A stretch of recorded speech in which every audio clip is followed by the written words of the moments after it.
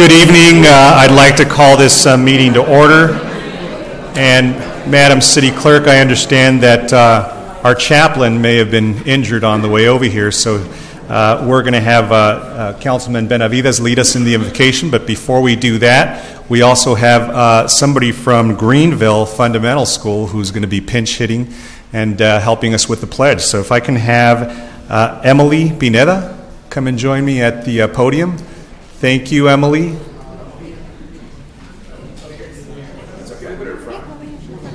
Oh, she wants to be on stage here. So good for you, Emily.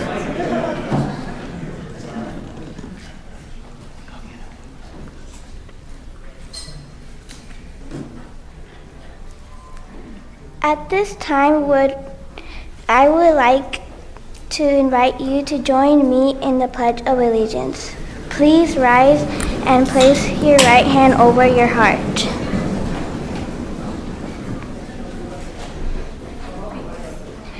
I pledge allegiance to the flag of the United States of America and to the republic for which it stands, one nation, under God, indivisible, with liberty and justice for all. Thank you. Let's give Emily a big round of applause.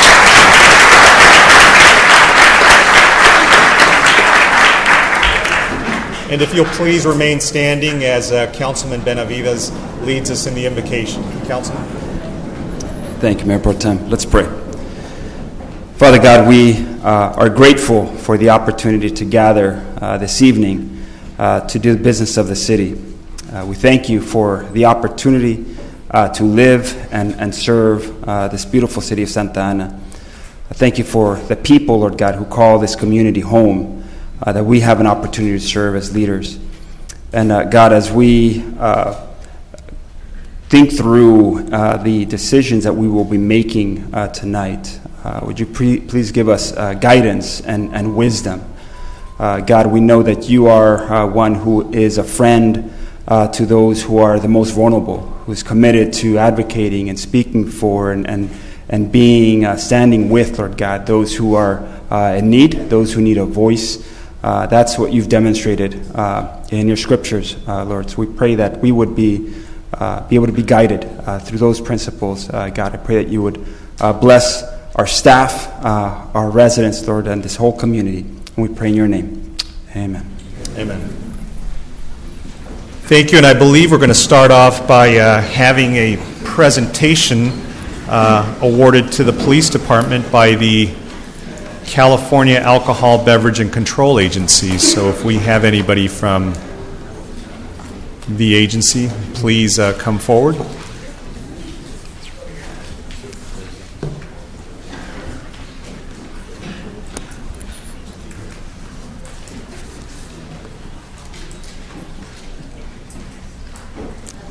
Thank you. This one? Good evening. My name is Kathleen Barnes. I'm Deputy Division Chief with Department of Alcoholic Beverage Control, and we are honored to be here tonight. We are going to be presenting an award to Santa Ana Police Department for their efforts in what we call Grant Assistance Program, in which we award monies every year to selected agencies throughout the state of California. And Santa Ana has been a recipient of that. Just a little history about, for 20 years now, ABC has been working in partnerships with cities and counties in alcohol-related issues through the Grant Assistance Program, which we refer to as the GAP program. The mission of the GAP program is to work with law enforcement agencies to develop an effective, comprehensive, and strategic approach to eliminating the crime and public nuisance problems associated with problem alcoholic beverage outlets. Each year, again, the department awards up to $3 million total in special funding to law enforcement agencies. These awards vary depending on department size and need, and is up to a maximum of $100,000. The Santa Ana Police Department was one of 44 selected throughout the state and was awarded just under the maximum amount of $100,000. Santa Ana Police Department conducted numerous operations to help reduce youth access to alcohol, increase contact with bars and restaurants in the downtown area to help spread prevention messages, and also talk to numerous locations about how to increase public safety and for the community members. The grant program helps strengthen local law enforcement efforts by combining the efforts of local agencies and ABC. The program improves the quality of life in neighborhoods and can have a real positive impact on the communities where the grant program resources have been invested. We'd like to take the time to extend our appreciation and hard work to the Santa Ana Police Department, and on behalf of my director, Ramona Prieto, in the Department of Alcoholic Beverage Control, we hereby present a certificate for significant accomplishment to the Santa Ana Police Department.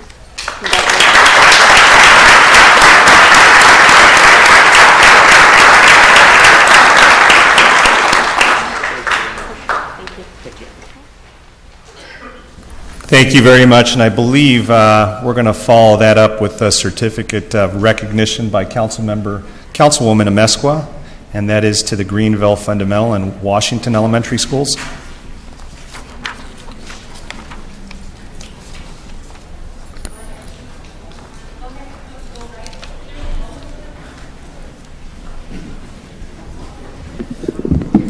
If I can have the students from Washington and Greenville and their teachers and principals, if they're here tonight, come and join me back here. On Saturday, November 19th, the City of Santa Ana Parks and Recreation hosted the 4th annual Plaza Navideña event and tree lighting ceremony at Plaza Calle 4 on the corner of 4th and French Streets. This free event included live entertainment, music, and dance performances from 2 Santa Ana Unified Schools, Greenville Fundamental and Washington Elementary. One of the main highlights of the evening was the annual tree lighting ceremony, where the Plaza's 30-foot Christmas tree was lit up for the first time to start the holiday season. Along with the many festivities, hot chocolate, tamales, and buñuelos were provided to keep guests warm while enjoying their favorite performances. The event was well attended with close to 800 attendees, and it was a wonderful community event enjoyed by all. Tonight, I'd like you to join me in thanking the teachers, the principals, and the students who participated in this event, and for volunteering their time and coming out with us to play and on that festivity and their contributions to making this event a big success. So if any one of you would like to say a few words, I want to give you the opportunity to say a few words. Good afternoon. My name is Felice Aguirre. I'm the principal at Greenville Fundamental.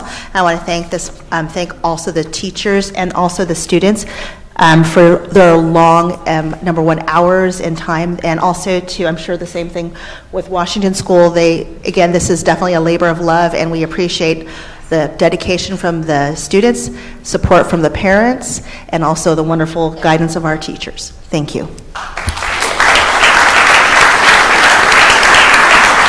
If we can get a picture together, that'd be great.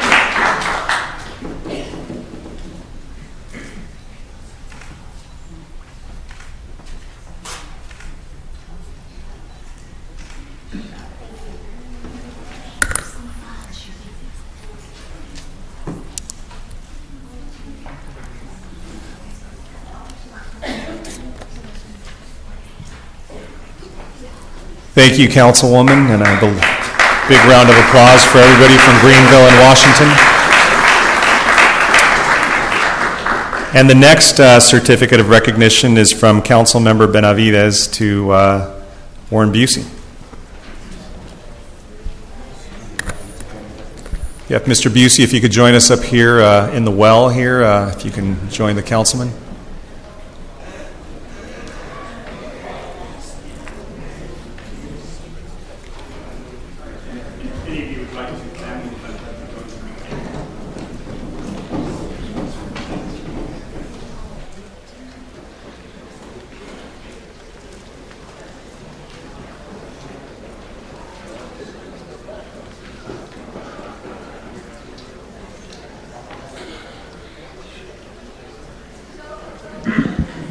So Mr. Bussey has quite a big fan club here joining him. Let me tell you a little bit about Mr. Warren Bussey. You know, birthdays are always very special, and it's important to celebrate our birthdays. I have a couple of children. I remember celebrating their first birthday and significant birthdays. I think the 103rd birthday is a very important one as well.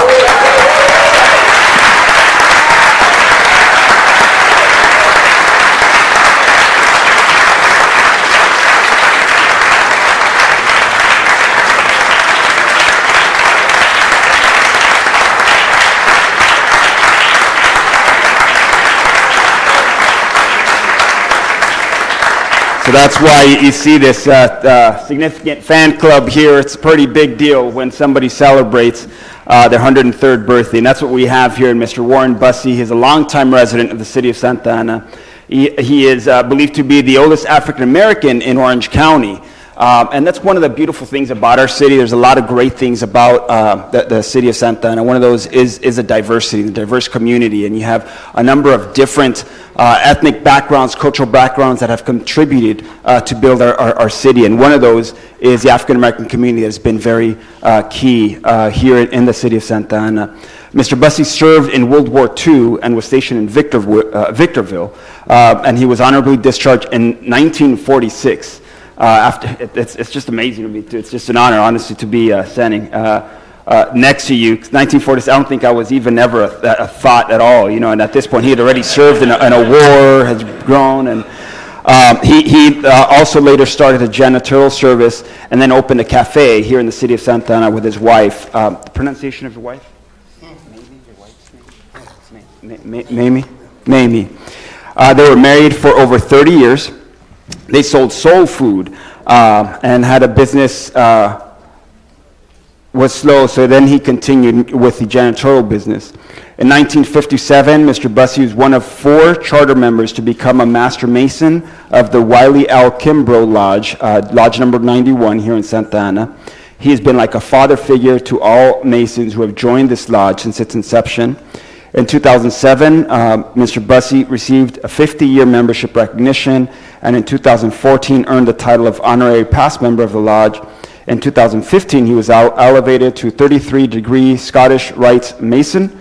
This is an accomplishment that he cherishes. Now, I've got to learn more about. It seems like it's quite a few accomplishments and significance behind this, which I'm not as familiar with, but also here in Orange County, Mr. Bussey is considered a patriarch. He has touched the generations, many generations of both men and women. He is a favorite, something that was for a long time here in the city of Santa Ana. And unfortunately, it's now being held at another neighboring city, but what's important is that it's still being held, the Black History Day Parade. His youthfulness is contagious, and he inspires everyone he meets. And again, we can congratulate Mr. Bussey for all of his accomplishments throughout his very well-lived life, and we congratulate you on being 103 years young. Congratulations.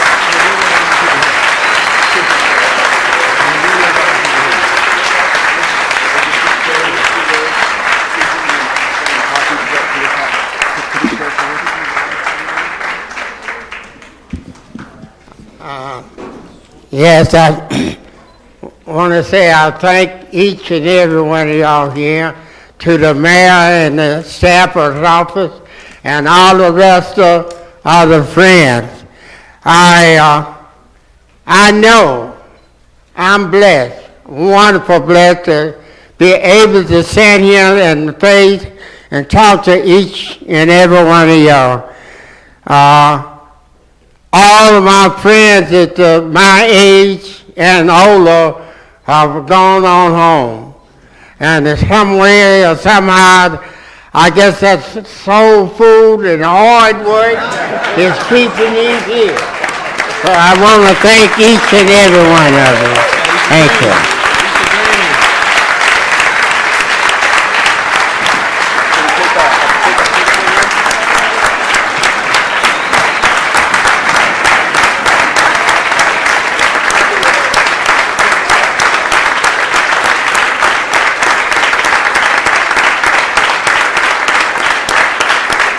So, Mr. Bussey, on behalf of all the city of Santa Ana and all of the very thrilled folks here with us, we want to provide you the certificate of recognition, in recognition of all of your contributions to the city, and in congratulating you on your 103rd birthday. Congratulations. Thank you so much.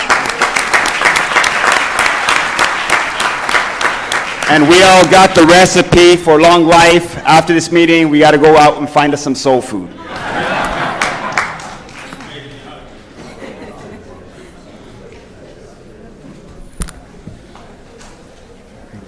All right, I'll buy you a strap all the time.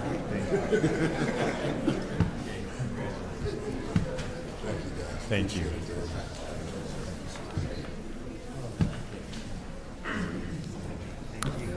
So you all thought we're just tuning into a regular council meeting, right? You just got the secret for the Fountain of Youth. Councilman Rain, I believe you have the next matter, and that is to recognize your board members and commissioners. So if Mario Alvarado, Isis Calvario, Jim Gartner, Brian Leal, Tish Leon, Edward Marashi, and Stephanie Nahera can join the council member here in the well. Great. I see a few of my commissioners here and coming on board. You know, is that absolutely phenomenal? 103 years old. That's just absolutely incredible. Definitely need to figure out what his secrets are, because need to jump in on that real quick.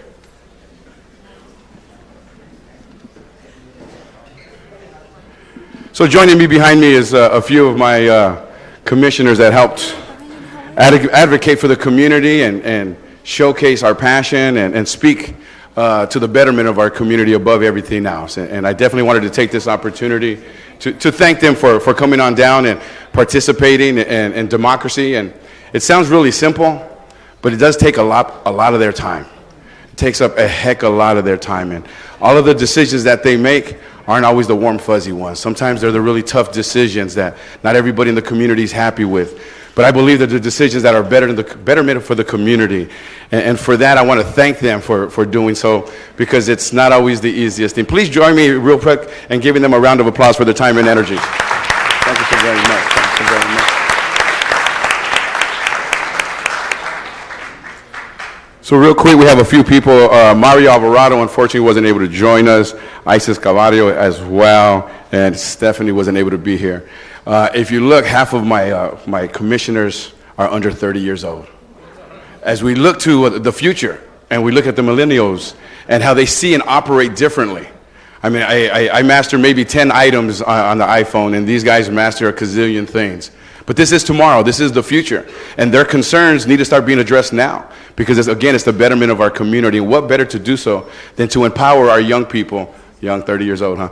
To empower our young people to have an advocate voice and to speak up for their community, to know that they too have a voice and that their voice matters in our community. So I intentionally had sought out some of our young people to do so. And these are our next generation of leaders in all capacities. So I want to thank our young people for having the vision and courage to step out of their norm and to advocate and to speak up and to be that leader. And anytime you stand up and you say something, you're a leader. And as soon as you do so, half the people are happy with you and half the people are mad at you. And for young people to take on that responsibility it speaks a testament to their character. I want to ask you to thank them again in a round of applause for our younger commissioners.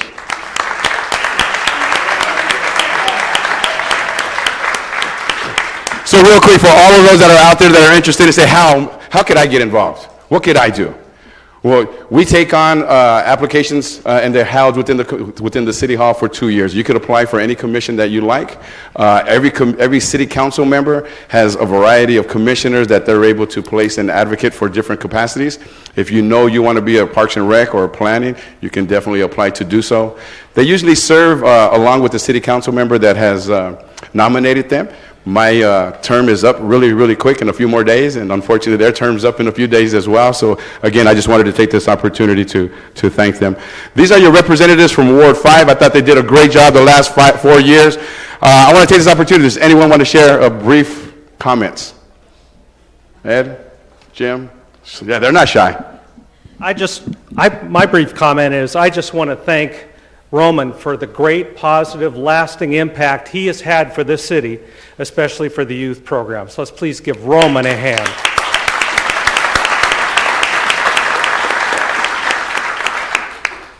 My name is Jim Gartner. I've been lived in Santa Ana now 30 years, and 12 of it I've been on the Planning Commission, the last 4 with Councilman Reyna, it's been an honor. I was a chairperson for a year, and I've loved every minute of it. I've enjoyed working with the staff. I work with them as an architect. I'm an architect here. And my business is also 30 years old in January. And I started in Santa Ana at the Business Enterprise Center as an incubator for new businesses, and it worked. So I'm very honored to be part of it. So thank you very much.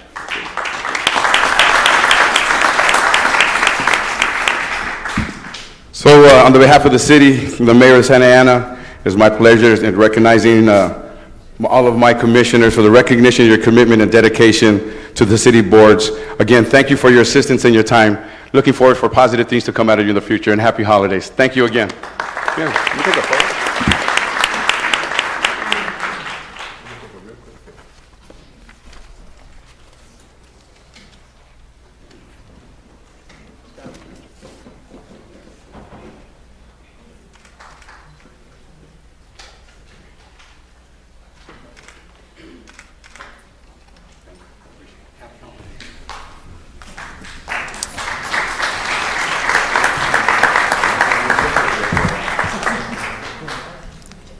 Well, congratulations to all the outgoing commissioners and board members, and I believe, council member, you have one more. I'd like to make just a quick announcement before you continue with your next presentation and certificate.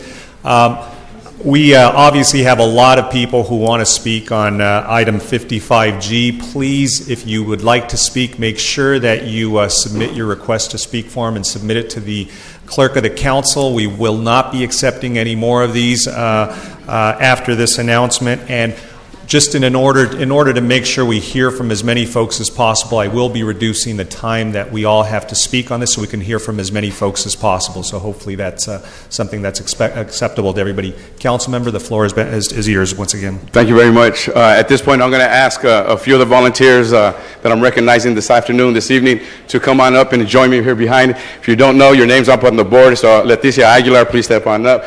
Mildred Smith, please come on up. Mary Bloom Ramos and Frank Soto, please come and join me. Unfortunately, Cecilia had a death in the family, wasn't able to participate today. Yes, please, all the way around. Oh, don't be shy. Don't be shy. Oh, I'm having difficulty breathing.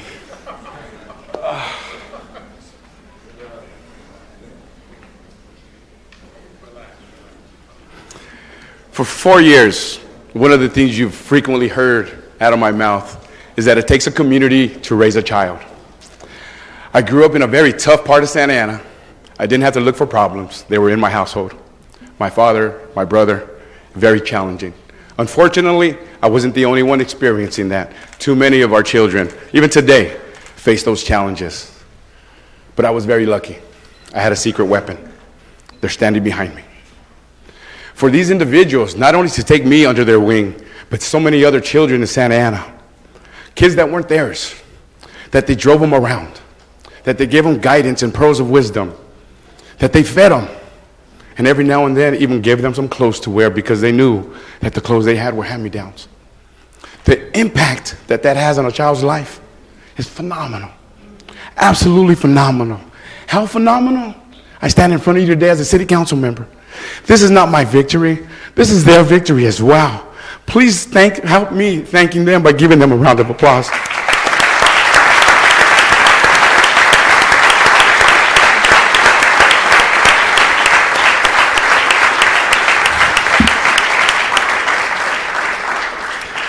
I'm sure every one of them will have a rambunctious story about me.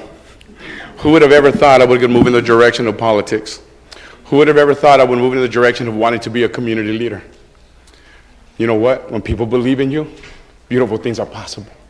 No matter what your background is, no matter what those challenges are, when people believe in you, it's empowering. Your self-esteem shoots out of the skyrockets. Your ability to ask questions and want to participate is fanning that flicker of hope, changing that community. I would not be here today if it wasn't for the community members that took their time to help me. Too many of our surrogate mothers and fathers go away unrecognized. Too many of our kids don't have enough adults in their lives. This is horrible. This is how we break the cycle, is by putting these adults in our young people's life. I've advocated that for 4 years. Some people appreciate it, some people don't. But to me, I know the impact it's had in my life. I know that it's had the impact in my friends and my neighbors' lives.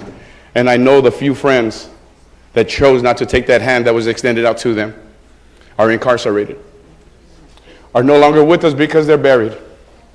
And because I grew up with some of these people, they throw rocks at me. Because some of these people are in my neighborhood, I'm looked upon as negative. That is not right. These are the people that create our community. These are the people that our churches and our nonprofits work with. The validity of their work is strong, and that is hope for tomorrow and hope for a better day. And we've accomplished that in my life, in my world. We have so many other lives that we need to do so. We have so many other children that need that help. And it does start with someone sticking their hand down and say, Roman, let me show you something different. It does help start with somebody saying, you're not my family, but let me love you anyways. Love is a beautiful thing. And I'm very grateful to have these people in my life, even to this day. I apologize for not necessarily being as much in your life for the last 4 years. My time's been consumed with a few things. But I know, and I think about you guys every day. I think about the pearls of wisdom that you've empowered with me. The encouragement to fight the fight, to take on the fights that need to be fought. Not because they're winnable, because they need to be fought. Those characteristics I get from you. That has been in my empowerment. That has been my joy to serve. And I want to thank you. I want to thank you. And I want to thank you for being in my life. Please join me again in one more round of applause.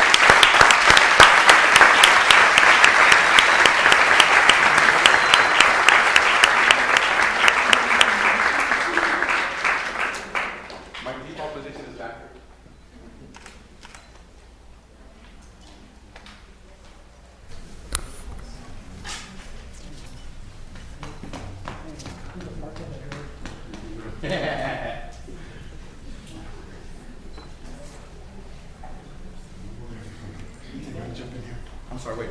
Did anybody want to say anything? No? It's okay to cry. There's nothing wrong with crying. It's a good thing. No, we're all right. Okay, let me jump in here. You want to hand him the certificate from him? What happened about something? Oh, yeah, I apologize.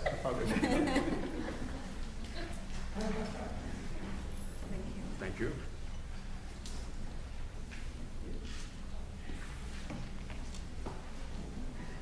It's my last meeting. I might take a few minutes.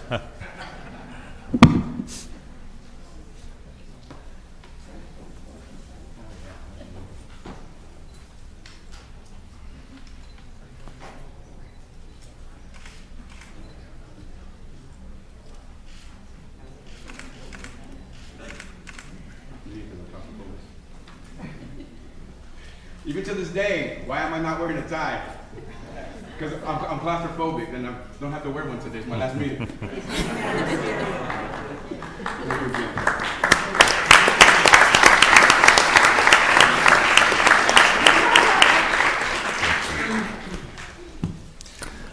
Thank you, council member, and thank you to your mentors and leaders here who are joining us. And moving along, Madam City Attorney, I wanted us to see if you have anything to report out of closed session.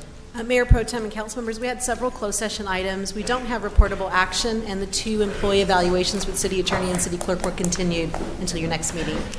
Thank you very much. And now we move on to the public comments section. And as I mentioned, we do have several comments from the public to speak on many matters, but 55G appears to be the more robust. And there are none on the consent calendar items. And as I said, we will try to hear from as many people as possible. We're going to limit this to 1 hour, and so we're going to try to go with 2 minutes per person, shorten it up so we can have as many speakers as possible. And yes. So why don't we go ahead and, before we start with public comments, if there are any matters on the consent calendar any of the council members would like to pull, please let me know. Quickly, I'd like to pull 19F, and I'd like to have the chief to come up and just explain this really quick. For those, while he comes on up. Give me 1 second before we start on that, council member. Any others to my left? Seeing none, why don't we just go ahead and vote on the balance, and I'll entertain a motion. I'll second. We have a motion by Reyna, a second by Tina Harrow. All those in favor? Aye. All those opposed? Motion carries, and we're on 19F. Chief, the floor is yours, and Councilman. And just for the public to know, we right now here in the city of Santa Ana, our police officers work on a 12-hour shift, 3 days a week. And so one of the things that happens is when you do that, it minimizes the amount of officers on the street at one time. So I asked the police chief during our public safety committee meeting if he would explore what it would look like if we went back to a 4-10, which is 4 days a week, 10 hours a day, or a 5 12-day-a-week shift with 8 hours a day. And can you please explain how many officers we have on the street? Sure. In the receiving file that we submitted to council, you'll see 4 different schedules. One is our current schedule, which is a 12-and-a-half-hour shift, 3 days, basically 13 days a month. And then we also have a 5/8, a 4/10, and then also a 3/12, 4/12, which was previously worked by Santa Ana police officers in the field. As you know, the Police Officers Association has a concern as far as how many officers are in the field, and I know that's what prompted the Public Safety Committee to direct me to look at alternative schedules. And the one that gives you more officers on any given day is the 5/8 schedule, gives you 70% of officers on any given day out in the field, as opposed to our current schedule, which gives you about 46% or so. And there's a bunch of different factors. This is all just informational at this time because it is subject to negotiations with the Police Officers Association. But I know just from a very high level, there are alternatives out there, and then there's pros and cons to both, which you'll see in your council packets. And I have worked both the 5/8 and the 3/12, and there are pros and cons, which would be part of the discussion in the negotiations between the city and the Police Officers Association. Yeah, and I think it's very important because one of the things that I don't like is when people make arguments that are hyperbolized, and I like to be able to look at facts. Facts solves problems. Facts show us that there are problems, and with facts, we're able to solve problems. And so for the community, I think we're going to take a look at this and speak about it a little bit more, because if we can have more officers, because we've been hiring officers. How many officers have we hired in the last 3 or 4 years? Well, I know this year we've hired 43. This year we've hired 43. Yes. So we're hiring more officers, and imagine if we could change the shift so that we can have more officers on the street and get more bang for our buck. I think that's what everybody, if the truth is coming out, that this is what the POA wants, I think then let's start moving in the direction where we get more officers on the street. So that's all I have to say with this. Thank you, Mr. Mayor Pro Tem. Thank you, Chief. Thank you, Council Member. Any other comments? Councilwoman? I think having more officers out on the street, if we were to try to negotiate with them, would be a great thing. I know that the president of POA had a concern about not having sufficient officers, and it's a big concern for safety in the city that we have enough officers on duty each and every day. So I think it's definitely worth taking a look at, and I'm glad that the Public Safety Committee brought it up. Thank you, Councilwoman. Councilman? Thank you, Mayor Pro Tem. So I just want to echo, looking at all options and what provides the best safety and security both for our community and our officers is it's important as we go into an opportunity to revisit this, as we go into negotiations. I think it's prudent. So as chairman of the Public Safety Committee, serving on it along with Councilman Tinajero, I would ask that staff do everything to look at all of these options and take this into the conversations. It's my... Great, and my understanding is this is a receive and file? It's a receive and Correct. file, but I think what we're asking is, I think it's pretty unanimous that we look at this as part of the negotiations as we move forward in January. Great, so Mr. City Manager, you have your marching orders, and I believe, I want to thank the Public Safety Committee for doing its work, and Madam City Clerk, are we ready to proceed with the... Yes, this item. I'd like to request an excused absence for Mayor Pulido and Councilmember Martinez. I'll move. Can I make can we do it in separate items, one for Michelle and one for the mayor? Sure. Very good. Why don't we start with Councilmember Martinez? I'll make a motion to approve. Second. We have a motion and a second. All those in favor? Aye. Aye. All those opposed, motion carries. Now for Mayor Pulido. Was there any explanation or? I did receive a message from Mayor Pulido asking or letting the council members know that he was not able to attend tonight's meeting. I just think that he always does this when there's 3 very pressing issues at hand. It's just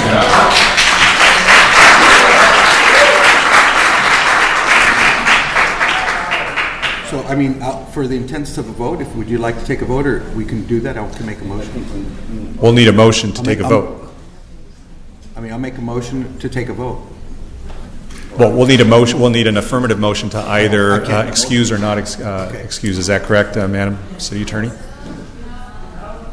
Well, I can't speak to the excuse because I didn't receive one. I just was informed by the mayor that he wasn't going to be able to attend, but I don't know the reason for that. So He didn't specify a reason, but in the past, not always have I received a reason.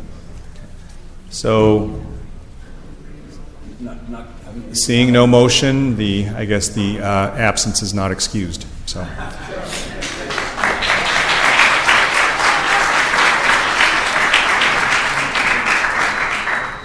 So let's move along to our public comment section, and we'll begin with Carlos Perea. So as I mentioned, as you walk up, Carlos and others, we're going to limit the time just so we can hear from as many folks as possible. So when that light turns yellow, that's when we need to cut off public comment. So I hope everybody respects other people's right to be heard. Thank you. Good evening, members of the City Council. And today I want to recognize our beautiful and resilient community from Santa Ana that is here today to ensure that our community has the protections it deserves. Right now we're facing dangerous times. And it's no surprise that white supremacists and extreme far-right factions of this country have taken power in Washington, D.C., and they're threatening our community with violence and intolerance and hostility. It is in these times when we require strong and courageous leadership. It is in these times in which we cannot remain neutral and comply with injustice. This is why I'm here to support the efforts that the city is taking to ensure that this community becomes a sanctuary city. But I also want to make sure that these protections are meaningful and not just symbolic. So I'm also here to ask that for the item for 55G that we add the protections of sensitive information to ensure that no institution in our city government shares information of our American community with an administration that is threatening to the poor. I'm also making sure here that we add that no city resources, that we restrict all city resources concerning the massive deportation efforts that the Trump administration wants to implement. The city should not invest any cent on those efforts. If you can wrap up. Yeah, and the third item that I want to make sure that is included is that there is training and oversight of our police officers. Because we cannot trust just them doing it. We need to ensure that we enforce the law on it. And that is all for today, and you will hear more from our fellow members of our community. But I also want to just do a quick highlight that 50 years from now, history does not forget.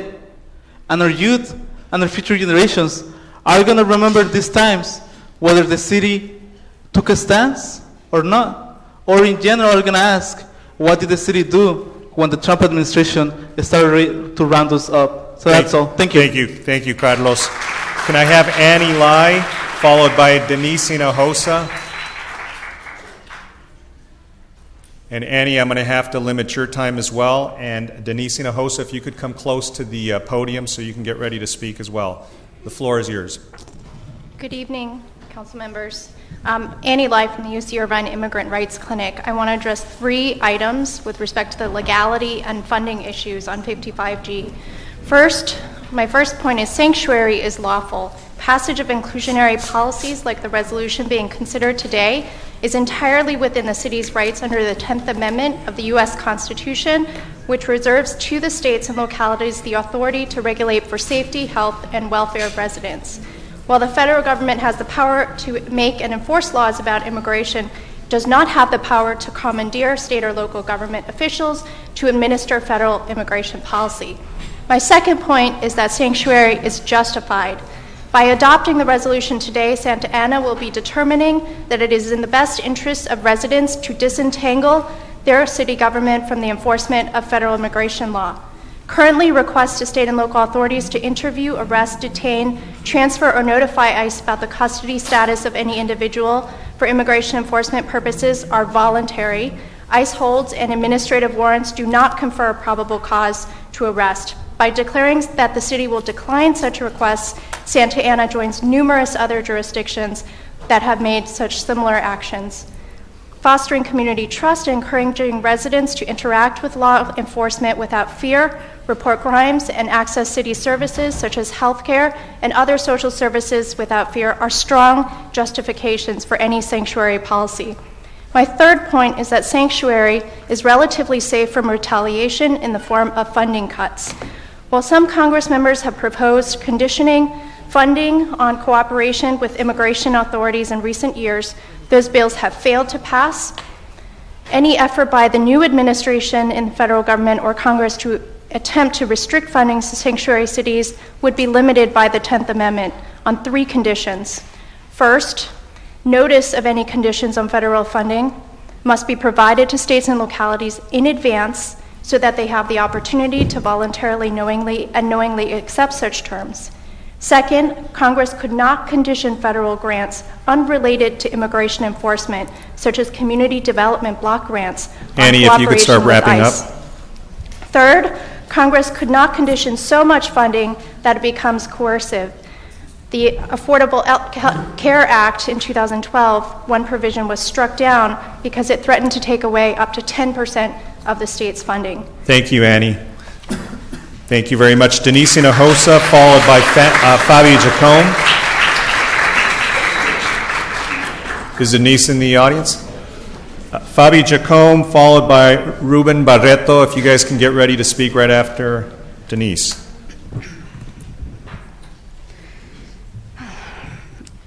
My name is Denise Hinojosa, being born in Orange, California, and raised in Santa Ana, California. I personally know how it feels to have a loved one taken away by ICE. I have witnessed the separation of families and the suffering it causes. I demand the city of Santa Ana to be a sanctuary city, a place where the undocumented community should feel safe and protected from unjust policies. Santa Ana and the Santa Ana jail needs to end its contract with ICE. My husband, Mario Huerta, is currently detained at the Theo Lacy facility in Orange since February 29. I've been fighting and will continue to fight for my husband not to be deported. It's not right to have to pay, thousands and thousands of dollars just for a loved one to be released. What happens when you don't have the money? Should the only option be to give up? I become traumatized and a vulnerable person, especially when it's so much money. All this is going to cost me over $30,000, and this is not right. It's not like I make a lot of money. My kids shouldn't be my kids need their father in their life. My husband never had a father in his life. My father passed away when I was pregnant with my daughter. My mom's father passed away when I was just a couple months old. Family sticks together,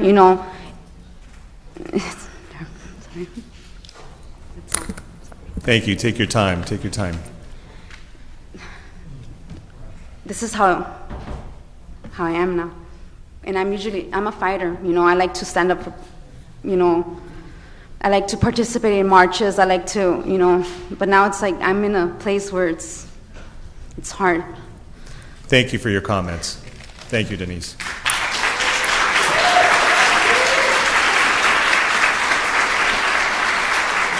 Fabi Jacome, followed by Ruben Barreto. Hello, my name is Fabi Jacome. I am the deportation defense organizer with an organization here in the county of Orange. We work in the city of Orange, Orange County Immigrant Youth United. Today I'm asking that, I want to touch on one point, and that is our demand is to don't ask for or share sensitive information, including immigration status.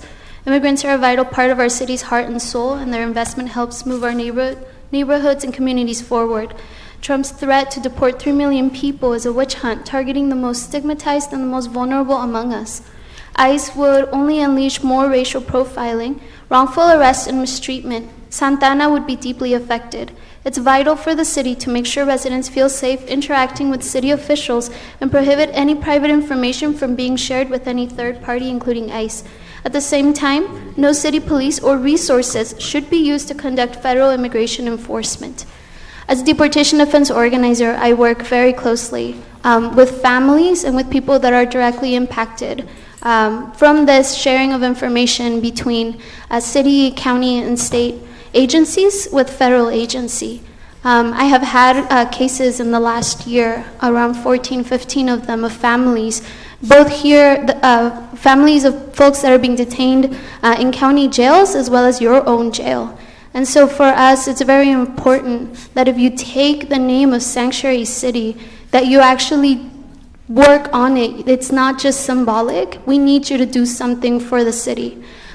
We also would like to request, we have a big like sign type thing that it's like we were told not to raise it or we'd get kicked out. But if y'all can please, if this resolution does move forward, if you could please go outside and sign it to show the community that you actually are with us. Thank you. Thank you very much. Ruben Barreto, followed by Roberto Herrera, followed by Jairo Cortez. My name is Ruben Barreto. I'm with Santa Ana BHC. And as we're asking for the city of Santa Ana to position itself to protect its immigrant community, we urge the city council to go beyond symbolic statements and accept the demands from the community. Protect the information of every resident, convert the sanctuary resolution into local law through an ordinance before January 20th, guarantee the establishment of a task force to serve an accountability mechanism and policy body to advise the city on issues of immigration enforcement, create an immediate timeline to cancel the ICE contract, cancel and take action if any federal funding is threatened as a result of the passage. With this as well, we are also in support of the Community Land Trust as a long-term strategy for wealth building in our communities. We urge for protections and opportunities so that we can remain and thrive in Santa Ana. Thank you. Thank you, Roberto Herrera, followed by Jairo Cortez.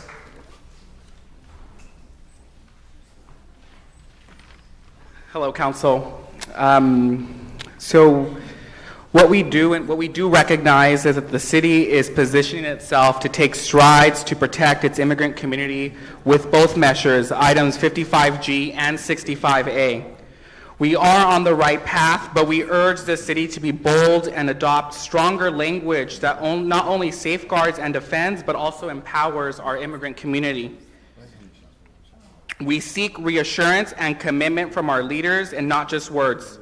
There is a contradiction in declaring ourselves a sanctuary city while at the same time operating a detention center at our city jail. The current language of items 55G and 65A falls short of the level of commitment the city can take to protect its immigrant community. If we are to make ourselves a true sanctuary city, advocates call on City Council to amend the following into each of the prospective items. Prohibit the city and any of its representatives from sharing sensitive information.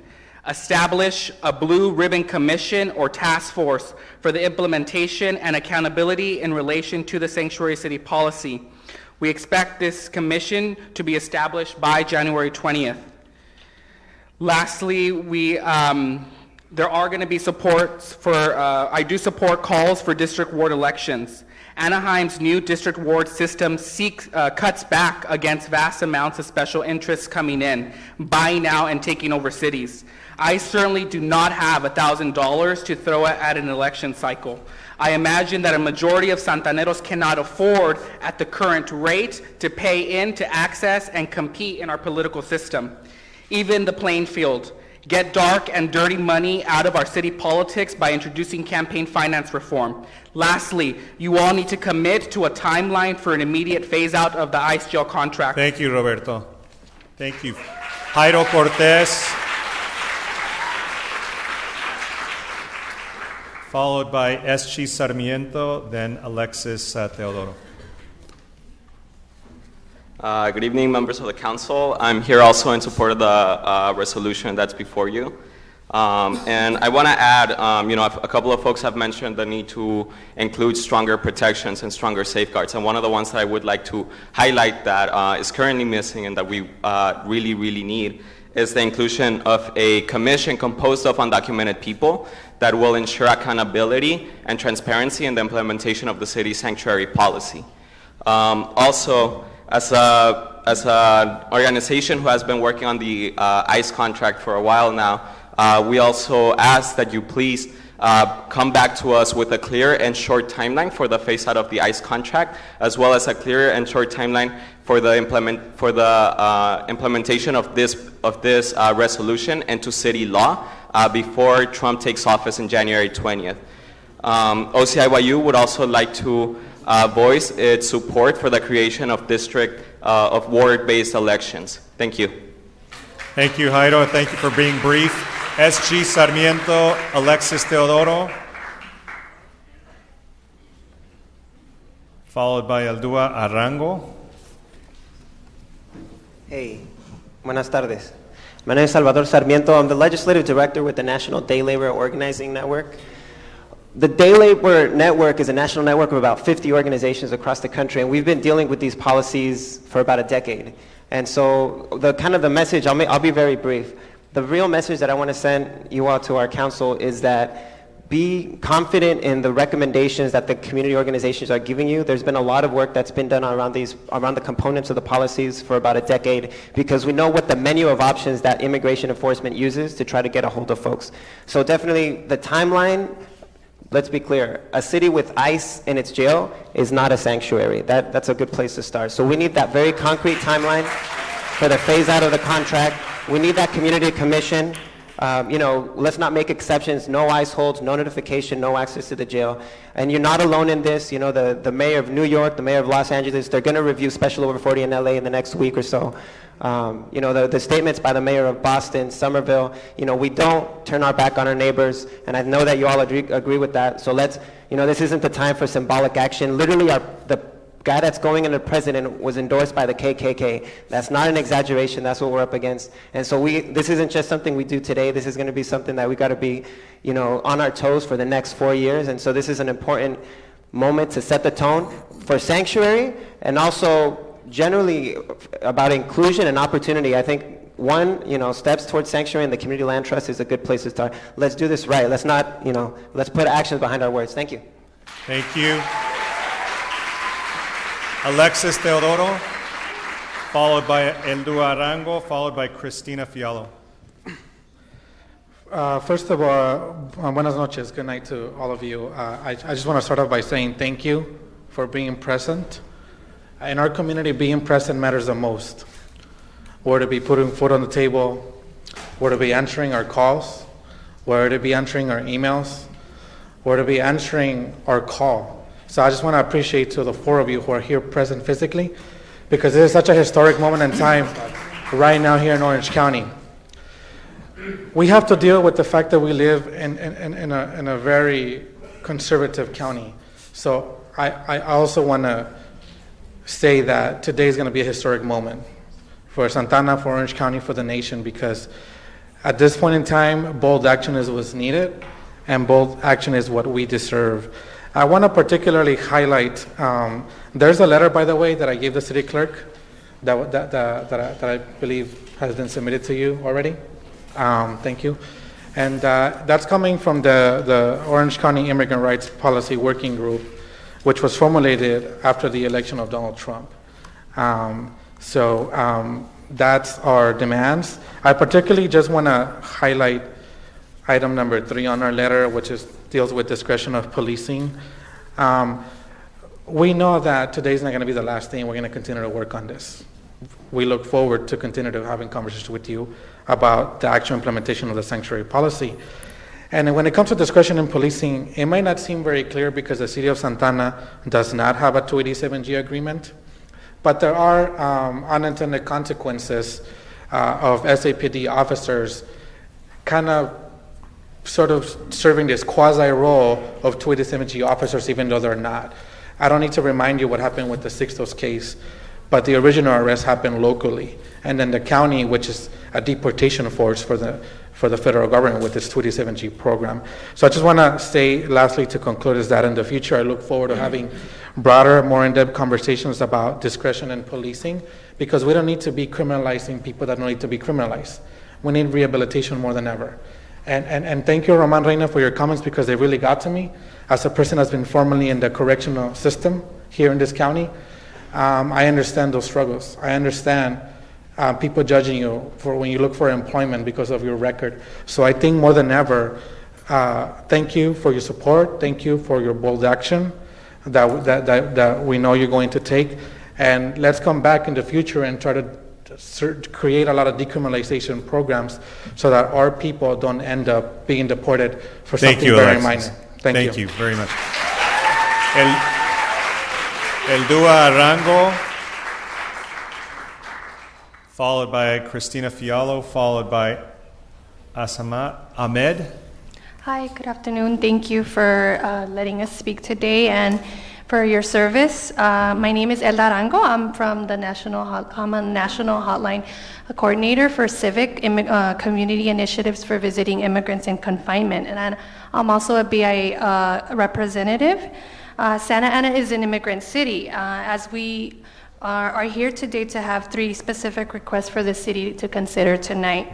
First, we ask that the city set a specific timeline for when it plans to terminate its contract with ICE. Second, we ask that the city consider a sanctuary ordinance rather than a resolution to ensure that the city law protects all residents regardless of their immigration status.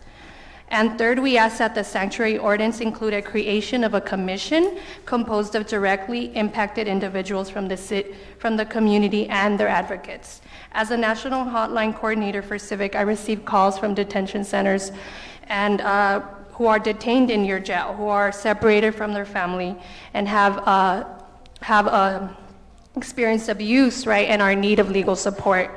I became a BIA accredited representative this year so that I could provide legal counsel to the immigrant community. I know I visit people in immigration detention and I know how hard it is. A lot of people in immigration detention right now are sitting and being retaliated against when we speak up. And that's sometimes why they don't want to speak up. So the city of Santa Ana will only be a sanctuary city when it ends its contract with ICE.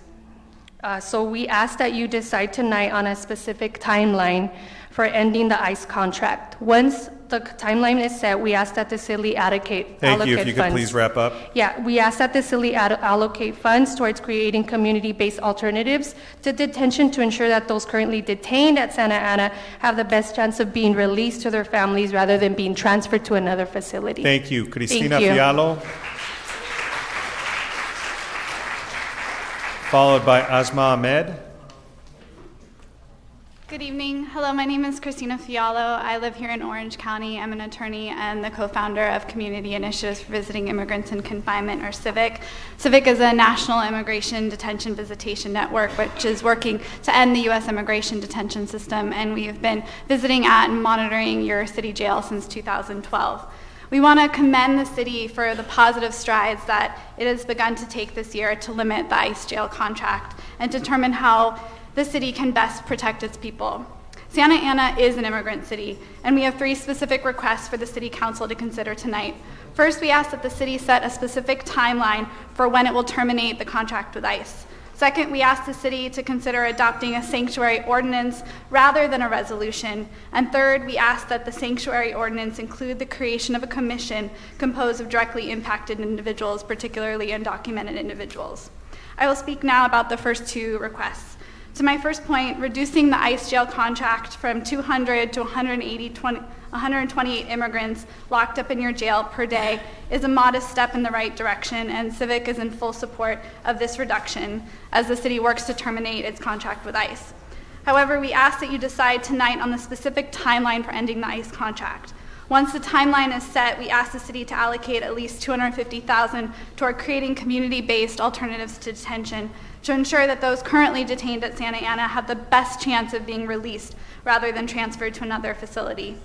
To my second point, while we really do commend the city for wanting to become a sanctuary city to protect its immigrant community, the city will only be a true sanctuary when it terminates its contract with ICE. It's important for you to know that no other city that has declared itself a sanctuary also operates an immigration detention Christina, facility. if you could wrap up. Yes. So basically, we encourage you to end the ICE contract and then pass a strong sanctuary city ordinance. Thank you for your comments. Asma Ahmed, followed by Jose Servin, followed by Grecia Galena. Good evening. My name is Esma Ahmed, and I am the Policy and Advocacy Coordinator at the Council on American Islamic Relations, the Greater Los Angeles Area Chapter. I am here today to urge the Council to ensure a separation of powers and roles between federal and local law enforcement agencies. When local police enforce federal immigration laws, it reduces community trust and cooperation with police, thus jeopardizing the public safety of all residents. Law enforcement depends on community trust to effectively maintain public safety and combat crime. Community members are less likely to report criminal activity to police when they fear that police will enforce immigration laws, leading to their or their family members' arrest, detention, and/or deportation. The Muslim community has seen firsthand how the intermingling of federal and local law enforcement can lead to the abuse of power and the erosion of community trust. On multiple occasions, local law enforcement officials, deputized by federal law enforcement, have pressured Muslim community members to become informants or agent provocateurs who entrap and/or spy on fellow Muslims at mosques and other community gathering places. Such actions have violated the privacy of our communities and have damaged the trust between the Muslim community and law enforcement. In the past year and a half, we have seen how the anti-immigrant and anti-Muslim rhetoric throughout this election cycle has negatively impacted the safety of vulnerable communities. People are afraid, and they need to be able to trust and rely on local law enforcement and elected officials such as yourselves now more than ever. We implore you to protect and defend the rights of all residents of this city, regardless of their national origin, their immigration status, or their religious beliefs, by immediately implementing the Sanctuary City Resolution and making it into law by January 20th. Thank you. Thank you. Can we please have Jose Servin, and I can't really read the first name, but is there someone by the last name of Galaena? Galaena? Can you please come up? You're next in line after Mr. Servin. Good evening, Council. I'm here today to address the urgent need for items 55G and 65A to be translated into effective and powerful policy before the transition to power of the new federal administration in January 20th. We're not just asking for a sanctuary city, but we're asking for a true sanctuary city with the inclusion of a blue ribbon committee or task force made up of those people that are directly involved and affected by the policies of the incoming federal administration.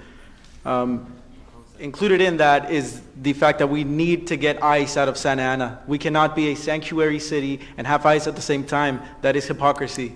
That's all I have to say. Thank you very much. Ms. Galena and Ms. Gemma Suarez, are you in the room? You'll be up next. Go ahead. Thank you. Hello, my name is Gracia Galeana, and I'm here to support to declare the city of Santa Ana a sanctuary for all its residents, regardless of their immigration status, and to end the ICE contract with Santa Ana.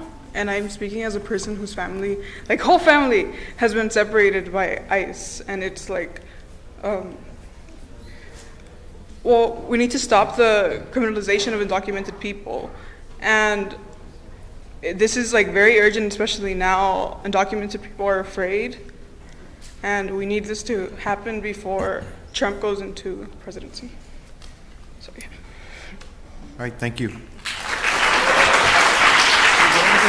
Gemma Suarez. And followed by Cara Rivera. If you could come on up, that way we can get more people in this 1 hour time frame. So if I call your name, if you could just stand behind the person, we can go faster. Okay, hello, good evening. I'm a member of the Orange County Mayday Coalition, and the coalition focuses on highlighting all workers' dignity. And now that racial hate has been overtly expressed at all levels, we have to do something about it. So we urge you to approve a resolution to protect families. We urge you to end the ICE contract, have a timeline before January 20. And also, do something to have declared the city a sanctuary city. And also, we also support the Public Community Land Trust, so if you could also work on that. Thank you. Can I say it in Spanish? Yeah, go ahead. Okay. You have time. So, estoy aquí por parte de la coalición del 1 de mayo, y pues nosotros resaltamos la dignidad de los trabajadores, y ahora que el odio ha sido expresado de una forma descarada, tenemos que hacer algo al respecto. Entonces, pues les pedimos, les demandamos a la ciudad de Santa Ana que hagan esta ciudad una ciudad santuario, para poder proteger a nuestras familias y tener una línea del tiempo. Antes del 20 de enero tenemos que poder cancelar el contrato que se tiene con la migra. Y también otra cosa que estamos apoyando es las tierras públicas. Gracias, señora. Gracias. Just so everyone knows, we do have translation equipment, because we do have a translator and we do have translation equipment. That way we can continue to hear more people speak. Cara Rivera, and followed by Brian Cruz. If Mr. Brian Cruz could come on up and stand close. Hi, my name's Cara Rivera, and I'm here to support making the city of Santa Ana Sanctuary 1. I urge you to hear a couple of the demands that we all have, and to turn this resolution to a law before Trump takes office, because it's very important for the community. Your protection and your commitment to the city shouldn't just stop at you passing this resolution. It should go beyond. It should go towards ensuring the safety of all residents, and demanding to establish a commission that not only includes undocumented people, but also they also take a part in overseeing the implementation of the resolution. I also ask you to acknowledge that there are undocumented people, undocumented trans women a block away that are being hurt by the ICE contract and just your involvement with ICE here. And I urge you to acknowledge this and completely and establish a timeline to complete the ICE contract that you have. And also, I ask you to truly hear the demands that we all have for you, and to take action, not just hear us, but actually do something. Thank you very much. Brian Cruz, followed by Cassandra Radcliffe.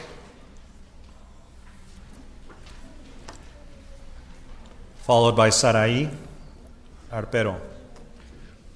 Sí, hola, buenas tardes.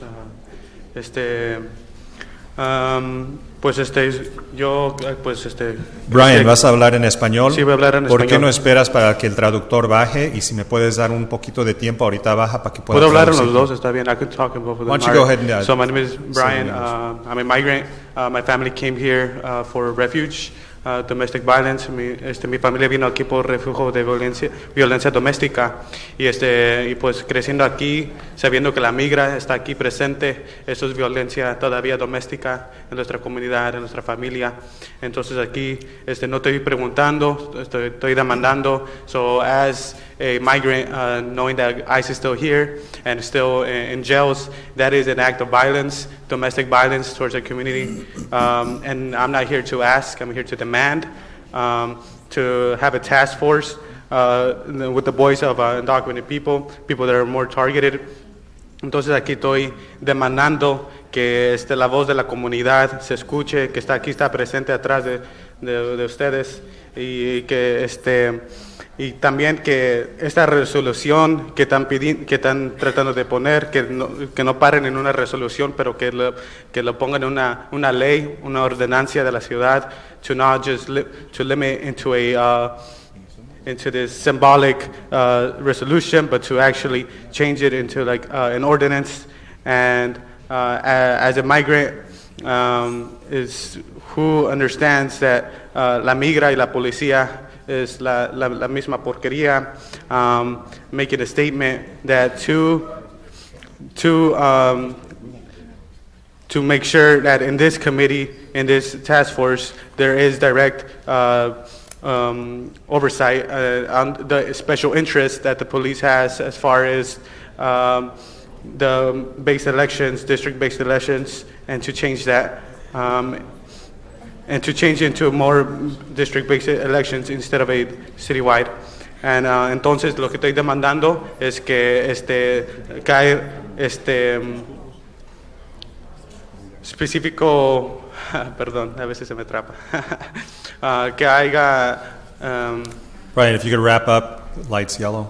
Ok, pues lo que quiero decir es que nuestra comunidad nunca va a estar libre, nunca va a estar con justicia, mientras que la migra y la policía está con su violencia aquí en nuestra comunidad. Thank you. Cassandra Radcliffe, Sarai Arpero, followed by Maria Escobar. Hi. I'm here in support of Agenda Item 55B to declare Santa Ana a sanctuary city for all of its residents, regardless of their immigration status, and 65A to establish a timeline of ending the ICE contract for detainee services. And please also establish district-based elections. And just finally, please keep our families together. Thank you. Thank you, Cassandra. Thank you for those brief comments. Sarai Arpero, followed by Maria Escobar. Sarai, going once, going twice. Maria Escobar. How about Catherine Quinn? Followed by America Bracho.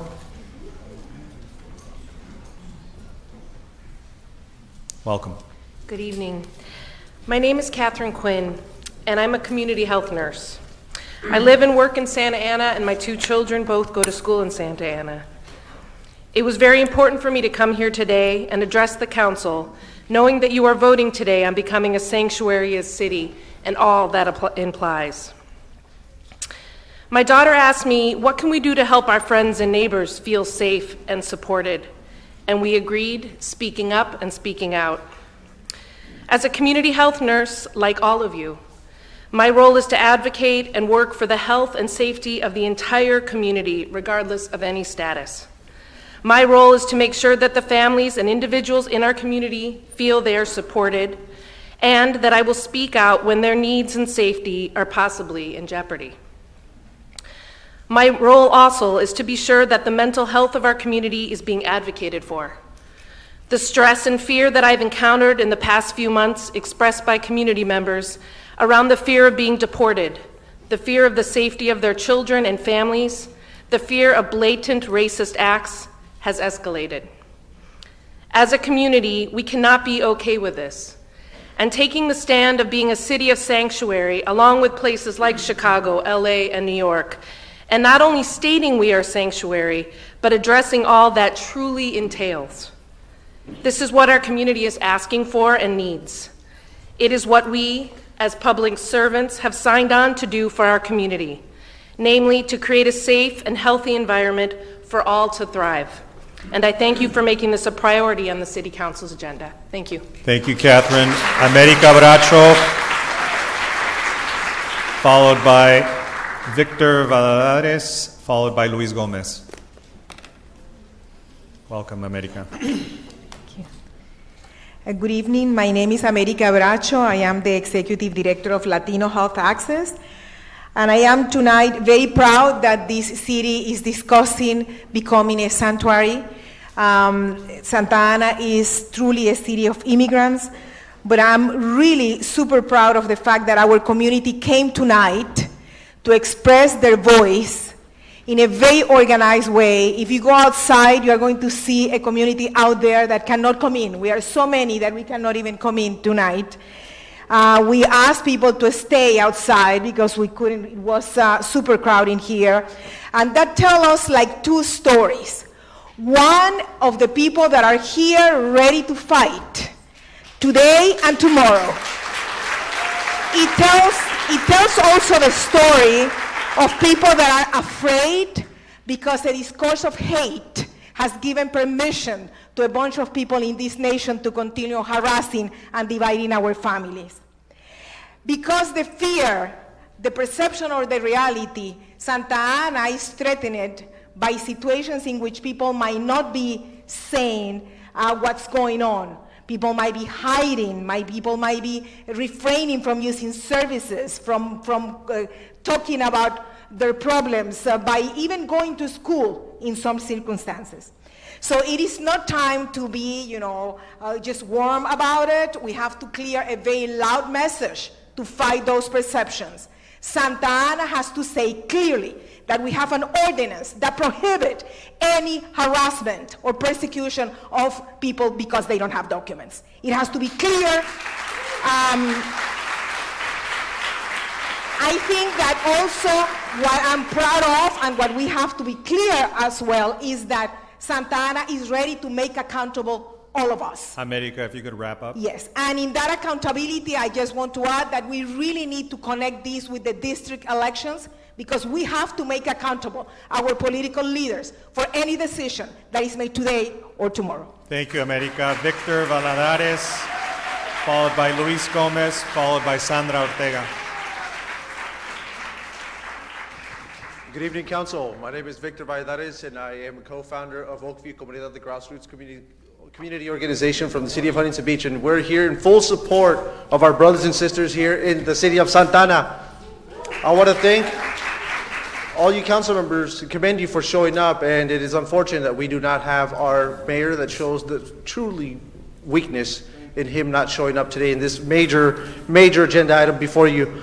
And I also want to thank for all the speakers for coming up, bravely showing support. And I'm here to talk on agenda item 55G. We urge the city to establish a commission composed of community members and stakeholders to oversee the implementation of a true sanctuary city policy. The commission will ensure the people have a voice. Right before the city council began, we invoked in a prayer with David Benavides. It was a wonderful speech, and it hit me close at home because the children that you see here, that you saw prior to our council meeting, public comments, just look at those children. Those children have relatives, parents. That could be affected if this ordinance or this agenda item does not go through, and I plead to you for your vote to vote yes on 55G. I want you to also look at yourselves in the mirror.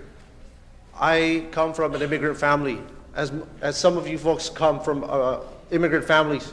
Look at yourselves in the mirrors, look at your family members, look at your neighbors, brothers, sisters.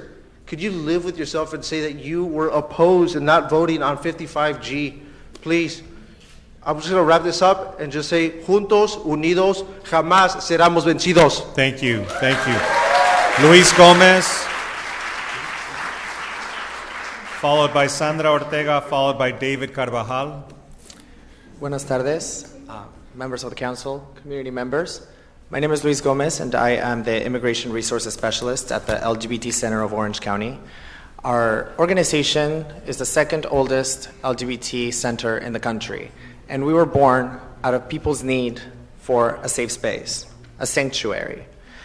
I am here today to support the resolution, but it needs to be more comprehensive. There needs to be an inclusion of the Blue Ribbon Commission, and it needs to be enacted into law before January 20th. Santa Ana is the only city in Orange County that detains immigrants in its city jail. It's also the city with the largest immigrant population. In order for Santa Ana to hold true sanctuary protection of its residents, all ties to ICE must be terminated. The city must commit to a timeline before the end of the year to end ICE jail contract. Until then, the city is not a sanctuary.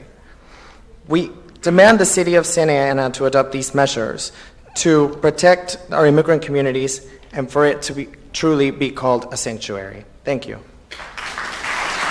Thank you, Luis. Sandra Ortega. David Carvajal. Good evening. My name is Sandra Ortega from CLU, which is Clergy and Laity United for Economic Justice. I also echo what my brothers and sisters have requested. I stand with them united, as we all should do, as a community, an immigrant community. Santa Ana is an immigrant community. The city is declaring Santa Ana a sanctuary city. However, there are very important pieces to move forward to make it a true sanctuary for all Santa Ana residents. That is why it's important to establish a blue ribbon commission to ensure that you continue to listen to those most impacted and most at risk of the new federal administration. It is also crucial to provide us with a timeline to end the ICE contract and to stop the contradiction. Earlier I heard improving the quality of life, empowering our young people to advocate, to have the vision and courage to do so. Well, so many of my brothers and sisters that live in Santa Ana right now are living in fear of deportation, in fear of waking up in the middle of the night to a door knock with an ICE raid, or being in their workplace and no longer feeling safe. That's the fear that many of our community are facing. Not only our young people, our families are walking in fear of being separated, as we heard Denise's testimony today. There's so many families being impacted in your city. When people believe in you, is a message that rang very clear, because someone did believe in me. And that's why God called me to come to you today and say, let's bring transformation, because the Word of God says, I, the Lord God, am a God of justice. Thank you, Sandra. God, love justice. Thank you very much. So I ask you today to truly make Santa Ana a sanctuary city. David Carvajal, followed by Martin from Unite Here. Hi. Good evening, everyone. I'm going to be very brief because we've had very powerful comments from the community. My name is David, and I've been working in public health for over 3 years with predominantly undocumented Latina and Latino residents living under the federal poverty level. And in these 3 years, I've developed a passion for migrant justice and the overall health of communities of color here in Santa Ana and through the county. Given the terrifying political climate that we're in, it's extremely important that our city, the city that we love, that we work in, and that we reside in, supports and takes a stand with its residents. A sanctuary city with an ICE contract just doesn't make sense. It's separating local policing and immigration customs enforcement isn't only legal, but it promotes public safety, it keeps our families together, and it shows overall human dignity. Ending this ICE contract would truly make Santa Ana a sanctuary city, and that's why I'm here tonight. A lot of us are not here to suggest, but we're here to demand that if you truly stand with our communities, you make the right decision tonight. Thank you. Martin.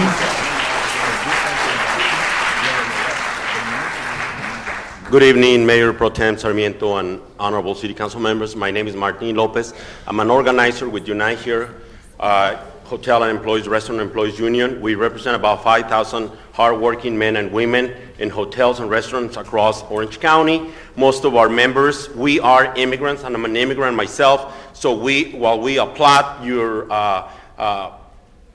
position to make a resolution on behalf of the immigrant communities to make Santa Ana a sanctuary city, we ask that you take a more proactive and stronger approach, and you pass legislation, you make this into a law so that our communities will feel truly protected before the inauguration of this new presidential group. So in another matter as well, on the district elections item, I'm a living testament that district-based elections work. I had the opportunity to serve on the Anaheim's Citizens Advisory Committee on District Elections. We heard from demographers, we heard from the public, and truly district-based elections opposed to the election system that you have, which is considered at large, really works. So I applaud and I urge you to pass real district-based elections on item 85.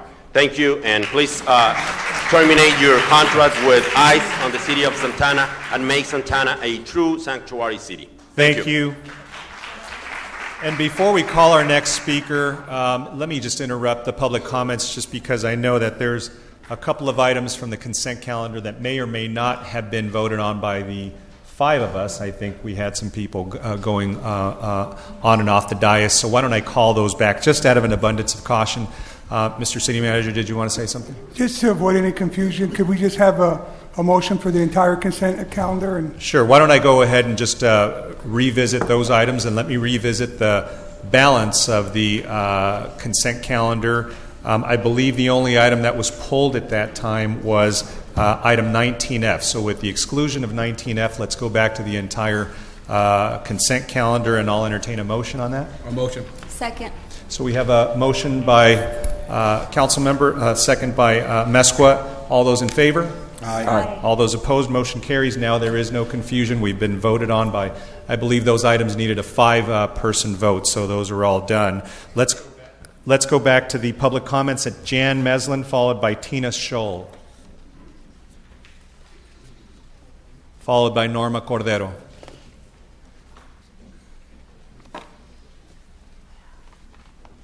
Can we set the timer? Thank you. Hi, I'm Jan Meslin, and I live in Orange County. I'm the Director of Social Change for Civic, also with Civic, Community Initiatives for Visiting Immigrants in Confinement.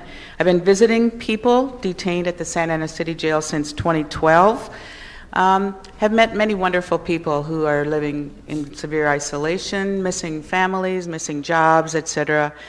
And again, as I agree with many people before, that it cannot be a sanctuary city while we have this ICE contract. So briefly, let me just say our specific requests tonight are, first, that the city set a specific timeline for when it will terminate its contract with ICE. Second, the city adopt a sanctuary ordinance rather than a resolution to ensure that city law protects all residents, regardless of their immigration status. And third, that the sanctuary ordinance include the creation of a commission composed of directly impacted individuals from the community and also their advocates. Thank you. Thank you. Tina Scholl, followed by Norma Cordero. And if you want to be as brief as Catherine was, please, by all means. Buenas tardes, señores del concilio. Mi nombre es Norma Cordero. Soy promotora y organizadora comunitaria en Latino Health Access. He trabajado mano a mano ya 10 años con la comunidad en Santa Ana. Mi trabajo es acompañar a una comunidad muy vulnerable en Santa Ana, las familias con violencia doméstica. ¿Me puede esperar un segundo hasta que venga el traductor aquí para que pueda traducir? You got it? Adelante. Mi trabajo es apoyar, como decía, a la comunidad más vulnerable en Santa Ana, las familias con violencia doméstica. El día de hoy estoy aquí levantando las voces por todas aquellas personas que no pudieron llegar, mujeres, hermanas, compañeras, hijos, hijas, amigos y amigas, y toda aquella comunidad que olvidé mencionar. Pero quiero levantar mi voz por ellas. Yo trabajo en una comunidad, en un grupo de violencia doméstica, y por eso, perdón, estoy nerviosa, pero quiero día con día, no solo con el trabajo de violencia, sino también con el temor de ser criminalizados y por consecuencia deportados o deportadas. Señores del Consejo de esta ciudad, donde más de la mitad somos migrantes, les pido que consideren y que aprueben una ciudad santuario Santa Ana, donde todas las personas que están en esta comunidad podamos vivir, caminar, trabajar tranquilos, sin miedo y no ser detenidos por nuestro perfil racial. Queremos una Santa Ana donde podamos vivir y reconozcamos que el ser migrante no es un defecto, sino una fortaleza. En Santa Ana, en donde se puede ver un departamento de policía trabajando bajo su propia filosofía de vigilancia comunitaria, donde los ya puede policías terminar. Estén para proteger y ayudar y no separar familias. Nosotros venimos aquí pidiendo para que ustedes apoyen en nombre de esta comunidad que Santa Ana sea una ciudad santuario. Gracias.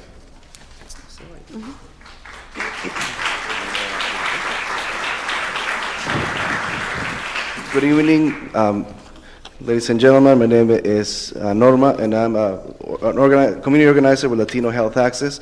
I'm working hand-to-hand for 10 years in the Santa Ana community. I work to help a community, a vulnerable community in Santa Ana, and families that are suffering from domestic violence.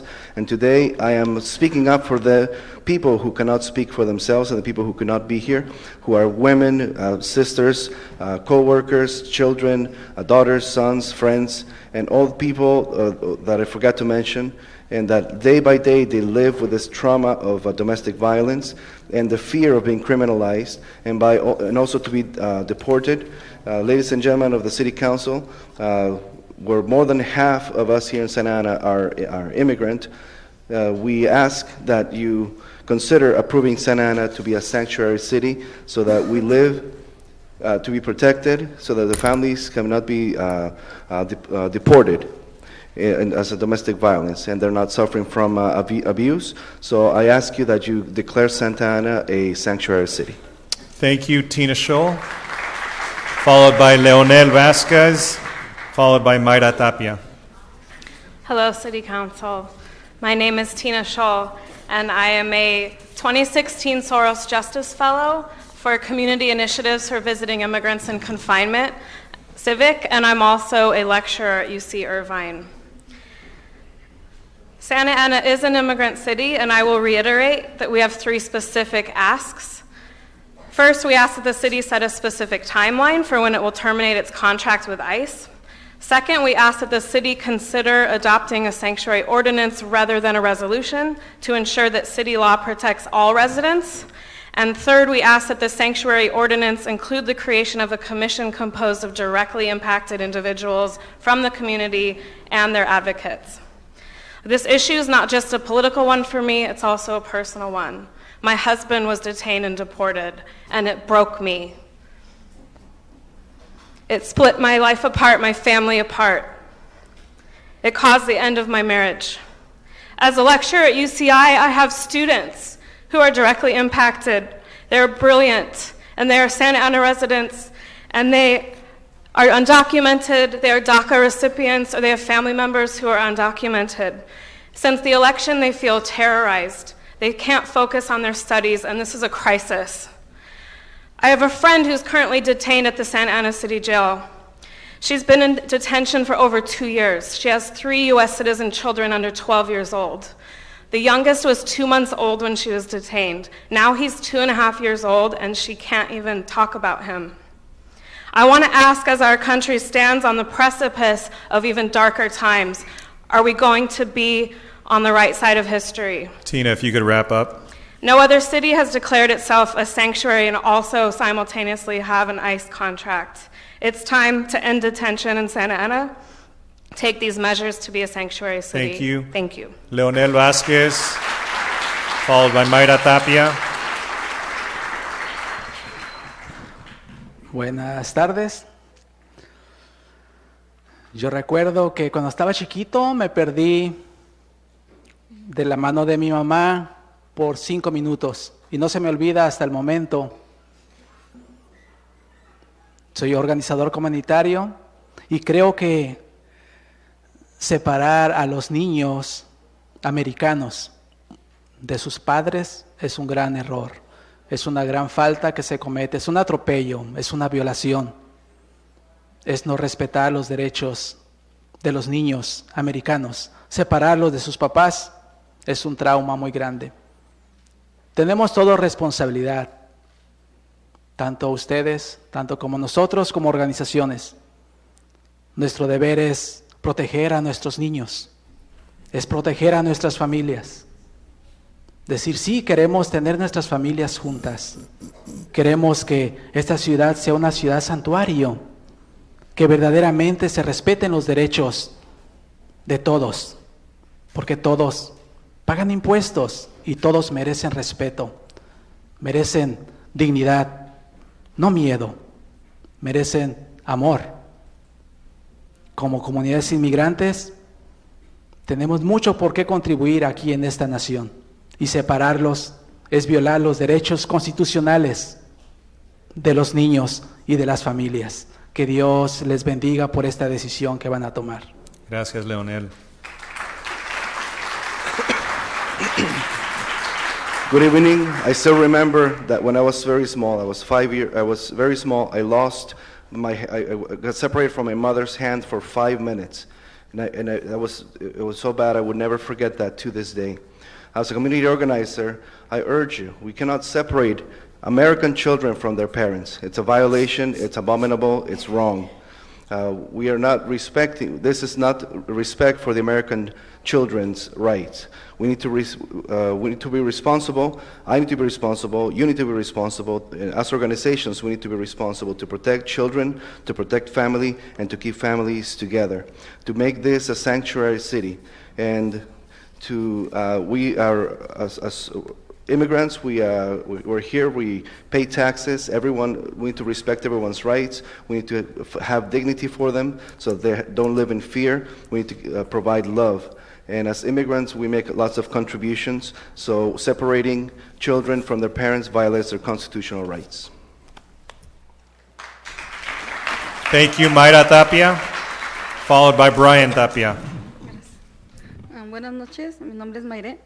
Soy latina, mis hijos son americanos, porque nacieron aquí. No nos separen, tenemos derechos de vivir junto como familia, como humanos. Ese es nuestro derecho. Exigimos respeto a la base de la comunidad, que es la familia, y nosotros la representamos, por eso exigimos respeto a la integridad de la familia. No nos separen y terminen el contrato con inmigración y dignidad y no miedo. Buenas noches. My name is Mayre, and I'm a Latina. My children are American citizens because they were born here. Do not separate us. We have rights. We like to live as families, as human beings. This is our right. We demand the respect of the base of the community and the family because we represent them. That's why we demand respect to the integrity of our family and to end the ICE contract. Do not separate us. Thank you, Brian Tapia, followed by Kimberly Gomez, followed by Cristina Castillo.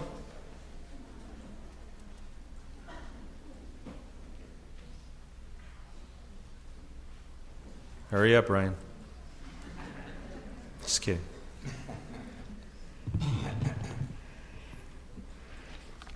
Hi, my name is Brian, and I am an American citizen, and I have the right to fight for my parents' freedoms and to stop the contract with ICE.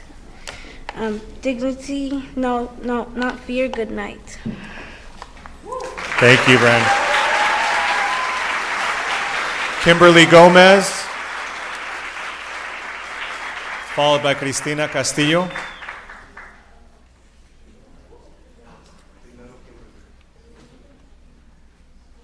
¿Quién sigue? Hi, everybody. My name is Kimberly. I am an American citizen. I have the right to protect my parents. I also hope that immigration doesn't take my parents where I could be with them for the rest of my life. In a dignity, not fear. Stop contract with ICE. Good night, everybody. Thank you. Cristina Castillo. Buenas noches, mi nombre es Cristina Castillo y bueno, soy mamá de 2 hijas ciudadanas y tengo todo el derecho de proteger a mi familia. Dignidad, no miedo.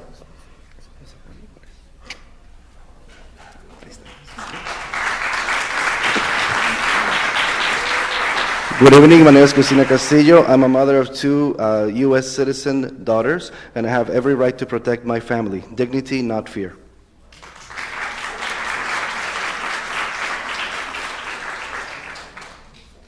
Is there a Cristal Gomez? Cristal Gomez? If not, I see,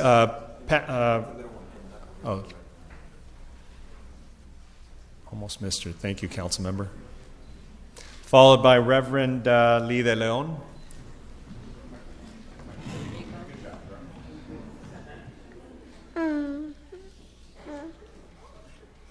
Good night. My name is Crystal Gomez, and I am an American citizen. I have the right to the security of my parents. Dignity, not fear. Stop contract with ICE. Thank you, Crystal.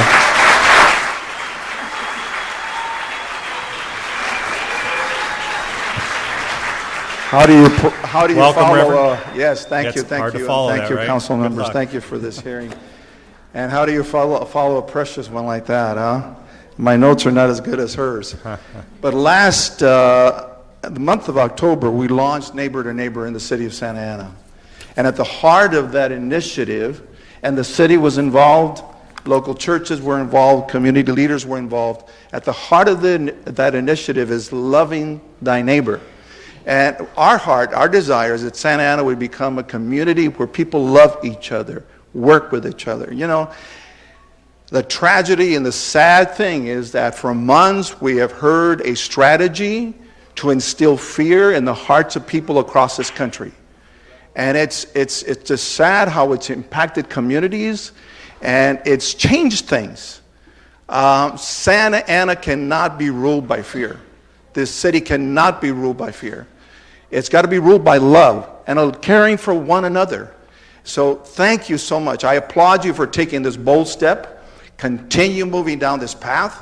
And you've heard from the community today. So thank you once again. I applaud your work, and God bless you. Thank you, Reverend. Gabby Hernandez, followed by Luis Aleman. Gabby, are you in the audience? Luis, why don't you go ahead and step up? You know, just for the record, I want to begin this meeting by realizing that our mayor isn't here, the leader of the city isn't here, a mayor who in 1994 sent a letter saying that Proposition 187, an anti-immigrant, anti-Latino proposition, did not go far enough. So I applaud his courage for not being here on the hard votes. I'm guessing it's really hard to get sick when you have to take actual decision measures. So congratulations, Mr. Mayor, for once again ducking your duty. Moreover, as a son of legal immigrants, I know how hard is it, the legal process. They waited 10 years in line. And I know that I would never trade it for one moment to be somebody who's undocumented. What you're seeing here is a tale of two cities, a city of people like us who are citizens, but also a city that's almost half people who are undocumented. And they're scared. And they're in fear because they know that this administration is coming in for them. And if we don't speak up for them, they're going to come for us afterwards too. They need our help. And I encourage the council, like all these speakers said before, not only to have a sanctuary city resolution, but to have a sanctuary city ordinance. It is the least we can do. They're our neighbors, they're our parents, they're our friends. They're not some abstract people. And get rid of the ICE contract. You want to lower the crime rate, you want to increase police and community association, then let the community know that they should not be afraid of their police department. Let them know they can work with their police department. Not that the police department will arrest them because on the basis of how they came here. And, you know, furthermore, I also want to congratulate all the members right here, you know, all the members who are in favor of the resolution. I know it may be hard. I know you may get a lot of pressure. Thank you for this. I hope we can continue working together and move this forward and make this an ordinance. But I know you guys face a lot of pressure, especially from the federal government, maybe from the county government, not to do this. But thank you guys, and hopefully we can have the closing of the ICE contract and and an ordinance for a sanctuary city. Thank you, Louis. Thank you for everything you do as well. Marilyn Montaño, followed by Benjamin Vasquez.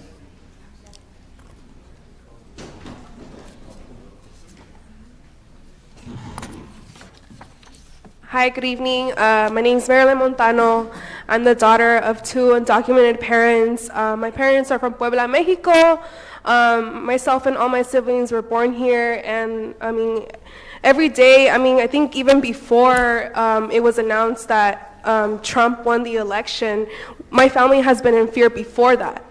And you know, I worry for my dad especially because he's a jornalero, and I know that he has many friends who are jornaleros and a lot of people that like work under the table, you know, and who are the people that are going to get targeted? It's them. It's the people who are selling elotes out in the street.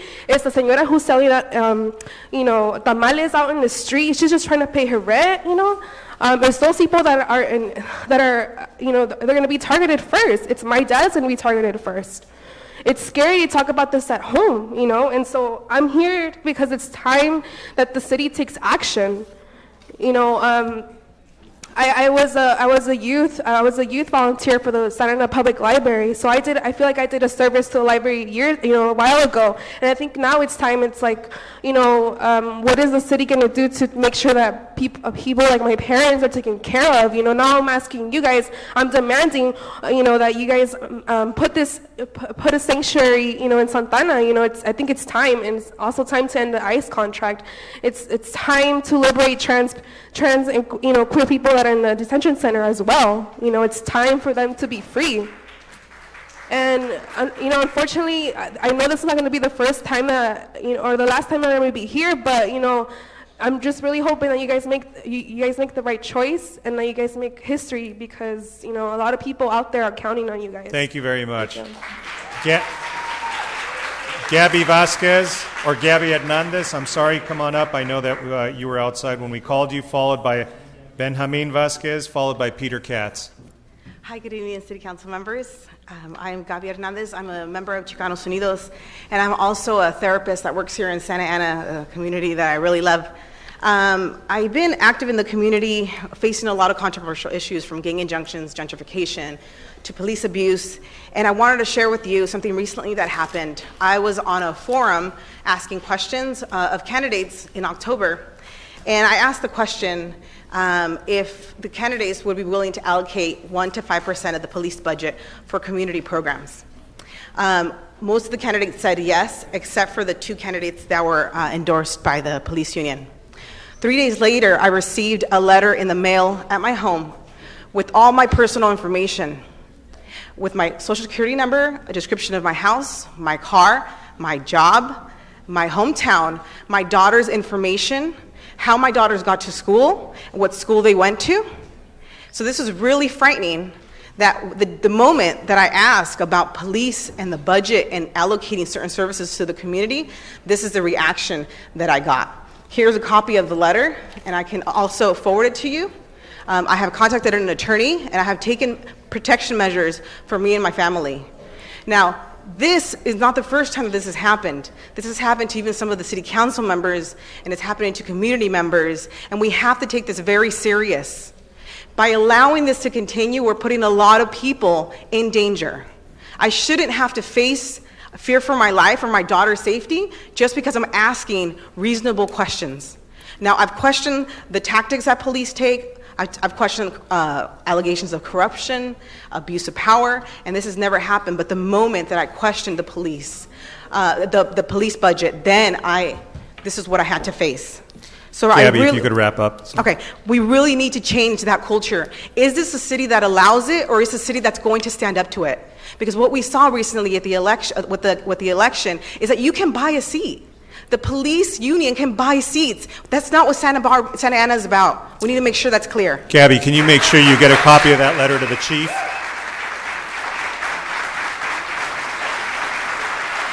Benjamin.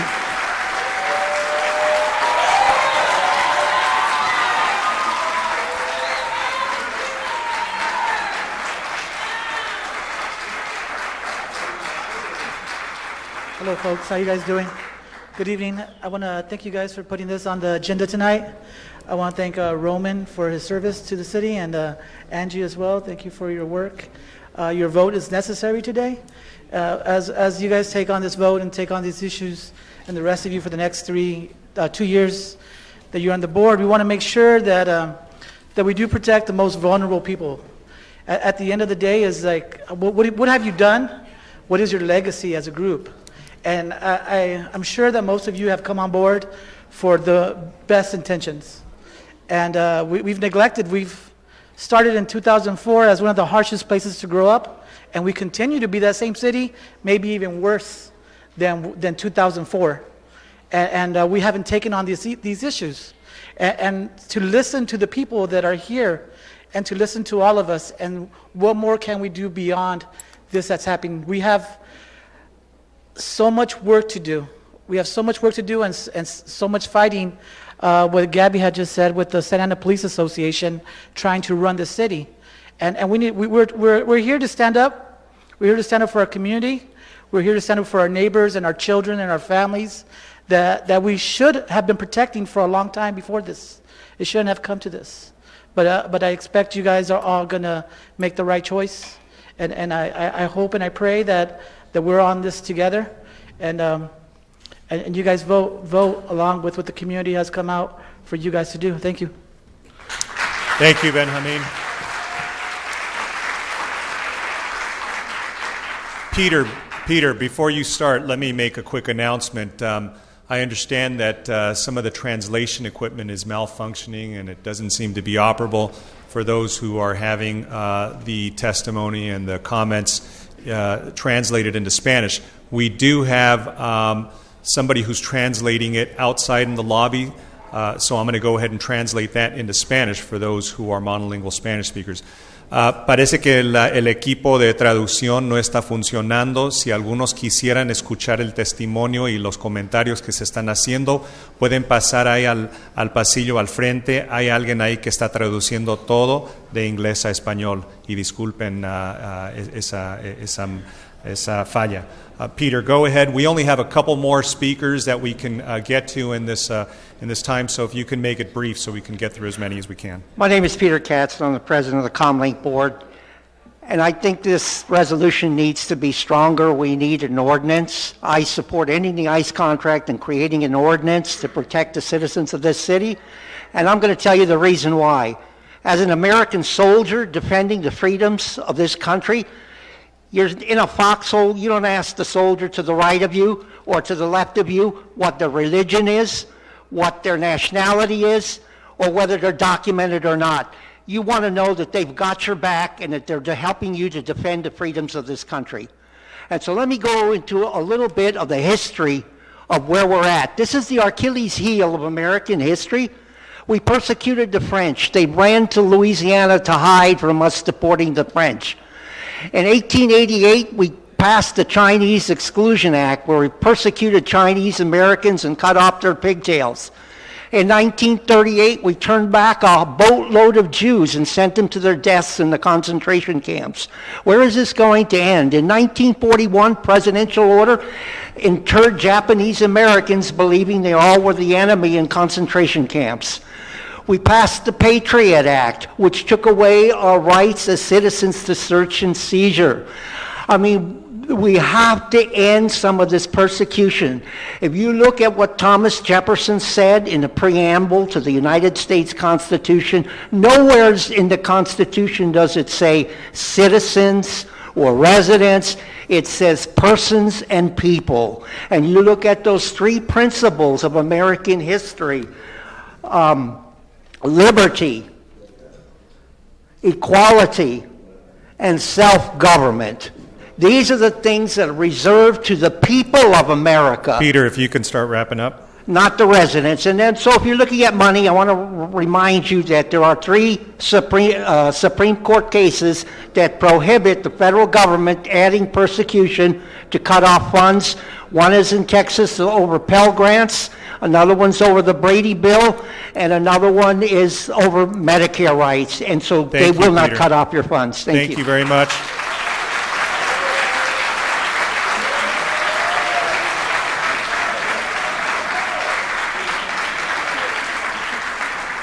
So we've exceeded the time that we allocated for this matter. We're going to have one more speaker speak on this because we've heard the comments loud and clear. Juanita Armijo, no pressure, but you're the last speaker. Where are you, Juanita? And I don't see Juanita.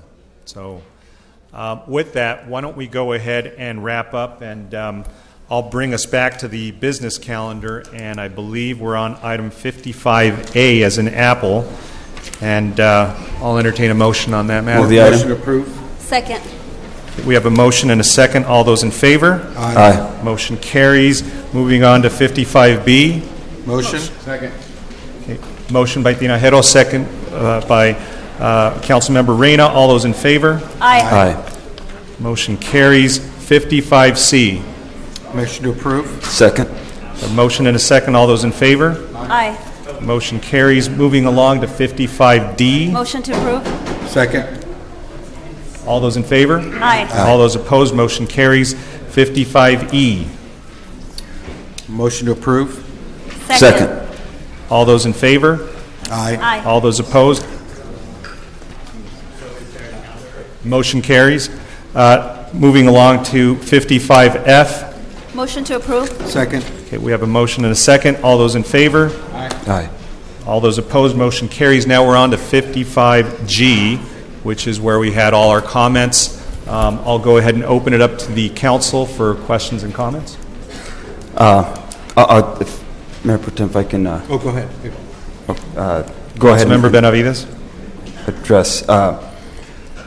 One is I want to thank everybody from the public who came out and addressed us on this last meeting, which is the meeting after the general election. All of us who are standing, who are sitting here, made some comments, and what we have here today is a consideration, a resolution to address and respond to the comments that the council made, myself, my colleagues, and essentially what we directed staff to do is to bring back action that we could take within 2 weeks. So we didn't have, or within the next meeting, didn't have a whole lot of time, but we wanted to be able to come together and take a very direct stance and position. And ultimately it comes down to this. I have children, a lot of us have children. And there is a message oftentimes we teach our kids to be good people, good students in school, and when it comes down to somebody who's being picked on, when there's a bully on your campus, and there's somebody who is being who's in a position of being vulnerable, who's being attacked, you don't stand by and just let that happen. You stand up for that person. And that's what we teach our kids. And essentially what we had here and what we had during the last few months, during the campaign, and what we have in this president-elect coming in, a bully is somebody who has been very clear in threatening a very vulnerable portion of our community, and it does come close to home. Literally, a lot of our community is immigrant. A lot of the immigrants within our community are undocumented. Every morning when I drive home, or when I drive my kids to school, we pray in the car, and one of the things that I encourage my kids to do is to always look for ways that they can stand up for those who are having a tough day at school. Those who we never know, and I share with them that we never know what the situation is at home. We all deal with brokenness, with challenge, whether it be broken homes or personal issues or just struggle, and we all need somebody who would come alongside us and be that encourager, be that affirmer, be somebody who builds people up instead of tearing them down. And what we've seen here in this election is somebody who has been very out on a rampage to tear people down, to divide our country, and to attack some of the most vulnerable. And those are folks in our community who oftentimes don't have a voice because they are immigrant and because specifically they're undocumented. So what I see tonight is some folks have asked me, why are you even considering this position? Is it purely political? Is it not taking a risk? And frankly, it is a risk. It is a risk that potentially, there's this threat of taking funds that are supposed to be designated to our city and to our community. But at the end of the day, I think the greater risk is to stay silent. The greater risk is to allow our community to remain vulnerable.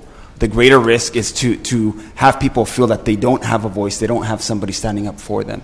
So tonight we have the opportunity to be leaders, to stand up for what is right, to stand up for people who need somebody to stand up and advocate for them. So I do thank everybody who came and spoke, and a number of folks have been participating in crafting some of the message. The resolution before us tonight, there are a few things that I would like to submit to to the council to consider some minor modifications. More than anything, it's clarifying some points. The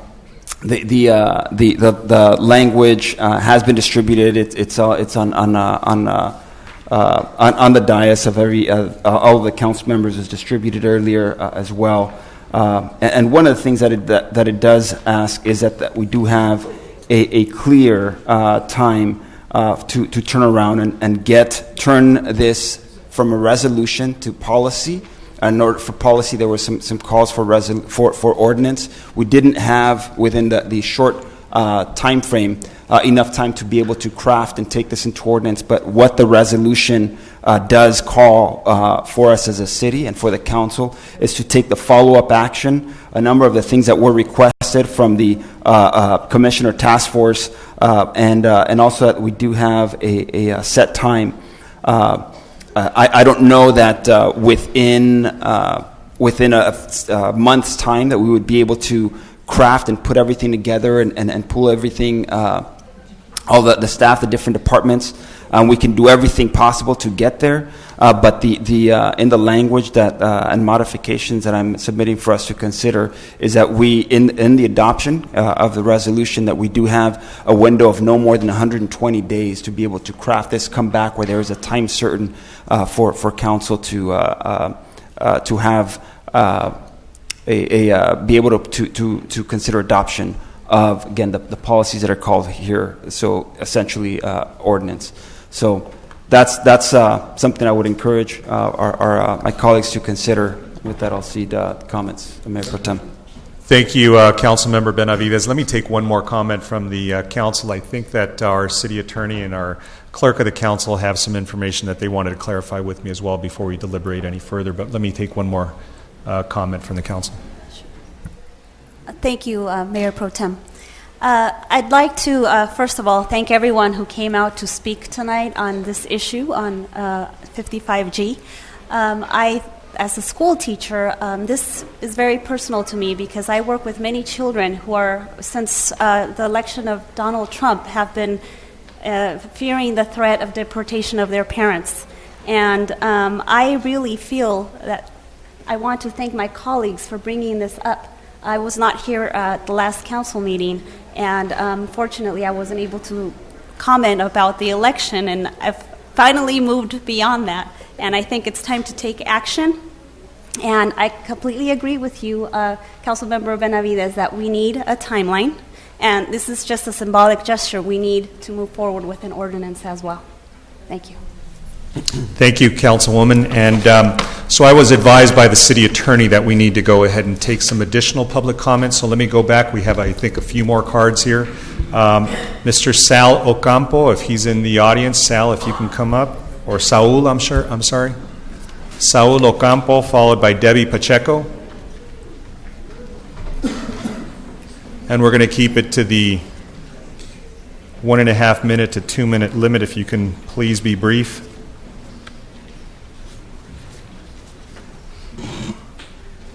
Hello, my name is Saul Ocampo. I'm here as a youth resident representing the youth and undocumented families.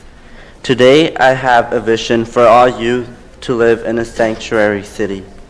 Safety means that I will not be asked to share my private information when my parents are pulled over for a broken tail light at a checkpoint. I want to feel safe when I am around city officials and especially law enforcement. Safety also means that we do not misuse city resources like having ICE in our city jails. Instead, use these resources to develop me and other youth. Today is not the day for Santa Ana to claim that we are a sanctuary city, but to show us through action that our Santa Ana residents are safe. Thank you. Thank you, Debbie Pacheco. Followed by Adriana Cortez Luna. Hello. My name is Debbie Pacheco. I'm an organizer with the California Nurses Association, National Nurses United. And I'm actually here to speak on behalf of the nurses and the patients that they serve here in the community in Santa Ana and also in Orange County. I agree with all of the previous made statements and comments of the speakers tonight. And, you know, in order to successfully address the concerns of the residents of Santa Ana, regardless of their immigration status, I believe that an established Blue Ribbon Commission or task force must be implemented. The Commission must incorporate directly affected people into the political process of the city. This inclusion of affected community members is vital for a safe and healthy Santa Ana. The Commission is essential to ensure that the City of Santa Ana continues to hear from those community members who are most impacted by immigration policies and who are most at risk of the new federal administration. It is important for ensuring that those who the sanctuary policy is intended to protect can offer suggestions for making it more effective, so they should be invited into the process. And lastly, I urge you to establish district-based elections so that the voice of the people is heard. Thank you. Adriana Cortez Luna, followed by Terry Sadek. Good evening, council members. My name is Adriana Cortez Luna, and I'm a student at Cal State Long Beach. I'm studying public administration. As a student, we often talk about ethics. And as a person that has a long history here with the city, I come to speak and urge you to make Santa Ana a sanctuary city and to please end the ties, all ties with ICE. When we talk about ethics in my courses, we talk about leadership also, and how as leaders, it's your responsibility to uphold dignity and respect and safety for all Santa Ana residents. We urge you to prioritize the lives of youth, the lives of children, and the lives of parents here in the city. I could go on, but I'm not. I think it's already a long evening, and I've already heard you guys say some pretty positive things. I just want to end by saying also that I've heard some school children were telling a janitor that's Latino that they want him to be deported. This is what's going on in our schools. A young girl in school was also bullied by kids, and she went crying home because they were telling her that that her parents are going to be deported. So this is the state that we're in now, and I really hope that you guys will make the right decision. Thank you for those brief comments. Terry Sadek, followed by James Grokel, followed by Sarah Sorrentino. Hi, good evening. Immigrants are what make our community beautiful, and we need to make sure that they are not living in fear. Every single person that's come up here tonight has spoken in favor of this resolution. It's important to everybody here, and this is not the first time that they've come to speak out about it. We need to make decisions to make changes here in our community. We need to support the people that are living here so that people aren't living in fear. We need to end the ICE contract, and we need to do it now. This is very important. We're living in a time with a lot of fear, and there's a lot of negative rhetoric. And we need to stop that before it continues, before it grows within our own community. So please make a good decision. Thank you for those comments. And before I take the next comment, Councilwoman Amesqua, you wanted to jump in? Yes, as a school teacher, I wanted to add that I do know many students who are under DACA, and they're under a lot of uncertainty right now. And these children, this is their home. They were brought here as young, babies, elementary school age, and they don't know any other home than this. This is their home. So I really want to thank Peter, also who spoke, for reminding us that this is a country of immigrants. And there's a place for everyone here in our country, whether you're brown, black, white, yellow, purple. I think we have a place for everyone, and I really will be supporting and moving item 55G. Thank you, Councilwoman. James Grokel. James, the floor is yours, followed by Sarah Sorrentino, followed by Francisco Pino. Hi, my name is James Goebel, and I'm a graduate student at the University of California, Irvine. I'm also an instructor of undergraduate students, as well as a mentor for undergraduate students who are especially first generation, many of which come from Santa Ana. I only want to reiterate the points that have been made tonight, namely to declare that the city of Santa Ana is a sanctuary city, but I especially want to emphasize establishing a Blue Ribbon Commission or task force to make sure that the affected community members are are addressed in decision making and so on.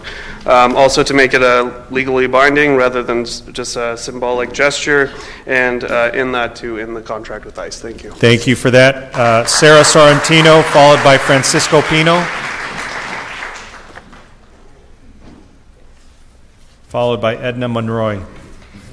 Hi, my name is Sarah Sorrentino. I'm a PhD candidate and instructor at UC Irvine. I want to echo again the voices that have come forth today. I have many students who are undocumented. I've seen the pressure that puts on them before Trump and after Trump.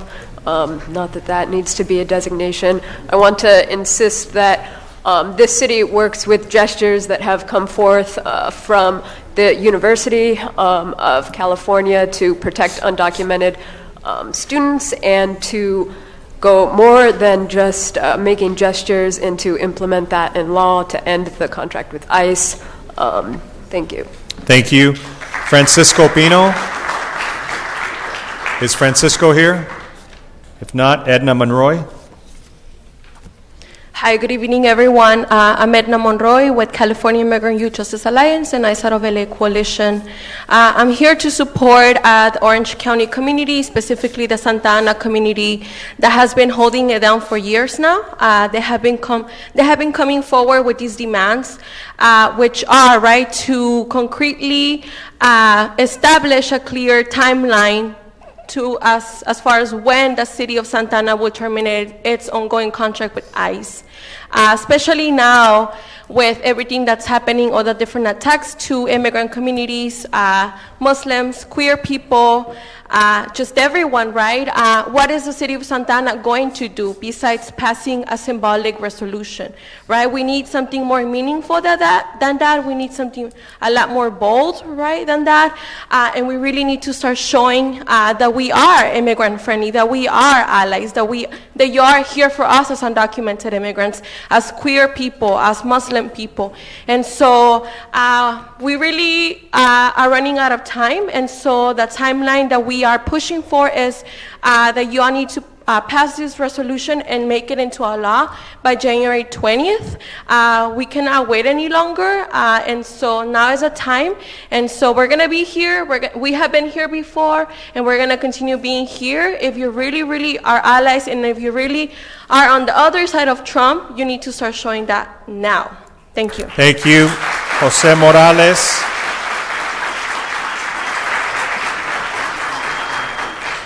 Followed by Gil Selman, followed by Dylan Thompson.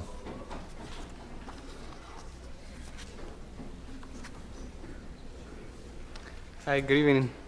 My name is Jose Morales. I have lived here in Santa Ana for most of my life. I'm an immigrant, undocumented youth. I'm also a member of OCIYU, Orange County Immigrant Youth United. And I'm here to ask you to support this resolution and also to eventually make it a pipeline to eventually develop it into an ordinance that needs to be much stronger so that the community can really feel your support. Because with Trump, you really have to, there's no middle ground here. You can't just say, we kind of support it, but not really. With ICE, you can't say you support your immigrant community when Trump is here and you're not taking a strong stance. If Trump is as bold with his racism and legitimized by Trump racism, you have to love and solidarity with your community has to be legitimized by the local government. If it's been done by Trump, we have to be bolder. Here in our local communities, we have to be bolder than Trump. Thank you.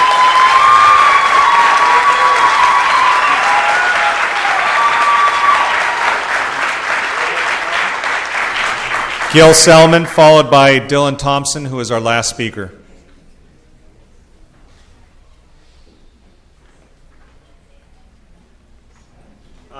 So before I start, I just want to say that it's really, really, really important when the community comes out to speak that we take their public comment. Like, it was really disconcerting that I had to come up here and make a fuss in order to get the rest of the comments heard and to talk to the city attorney and get the okay that we move ahead with that. The community is coming out here, waiting outside in the cold for hours to talk to you guys, and you guys should be listening. So it shouldn't take me coming up here with a baby to make a fuss before we hear the full public comments. With that, good evening. You guys know me. I'm a resident here in Santa Ana. You know that I'm a commissioner for transportation and the environment. This guy's Emerson. He also lives here. He was born here. But what you guys don't know is that I'm an immigrant. I moved here when I was 9 from the Middle East. And my background is Jewish, and we've seen a lot of just really horrific things in our history. And so these times really scare people like me and my community, seeing things like this come up again. And not because Jewish people are about to get rounded up. It's more because we're hearing rhetoric around immigrants, specifically Latino immigrants and specifically Muslim immigrants. And so it's just really scary to see that happen. And so I commend you for putting this on the agenda. I commend you for talking about it. I commend you for taking action on it. I commend you for labeling this city a sanctuary city, and for saying that this is going to be not only a sanctuary for, from dealing with federal agents, but just in general, that we will be treating people in the community with respect when it comes to any law enforcement. And so I hope that you take this action tonight. I hope you continue taking strong action. And again, when people come out to comment, I really hope that you take all that comment without first getting legal counsel that you should be taking that comment. Thank you very much, Gil. Thank you. Dylan Thompson.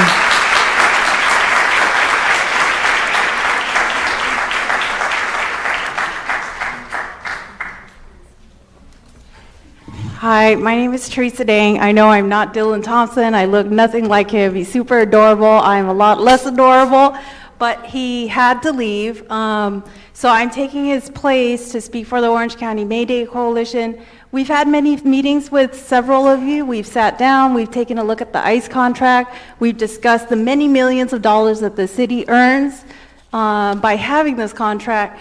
And it's super icky business, I understand this, and this is why Councilwoman Amezcua, maybe you're gonna get out of it. And the police, it's really horrible. You heard what Gabby said, and it's very serious. And I know that many of you have also had some of these personal attacks, and you've had to rethink what it means for you to participate civically in this community that you care about, but then also how do you keep your own family safe? So where do you find that balance of contributing to your community and then keeping you and your family safe? And then what does it mean to make money from dirty, disgusting exploitation? So I encourage you, it's been said so many times before, to show political courage, and with all of your smarts, all of your education, your experience, I challenge you, I have given you this challenge before, and others have too, to find the revenue elsewhere. We don't have to make money off of other people's suffering. And that's what I want to tell you. So please, please, I implore you to use all of your resources and use us. Use us. You can see the resources here. Use your smarts, use us to do what is right. Thank you. Thank you very much.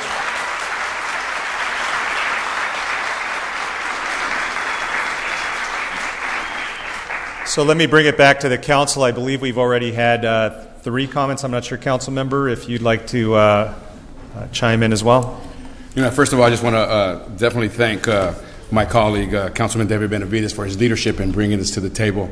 It's not the easiest thing. You've heard some different allegations of what possibilities can take place, and yet still he stood fast to be able to bring this to fruition. And so I definitely applaud his leadership, and I will be moving in that same direction to continue to support that.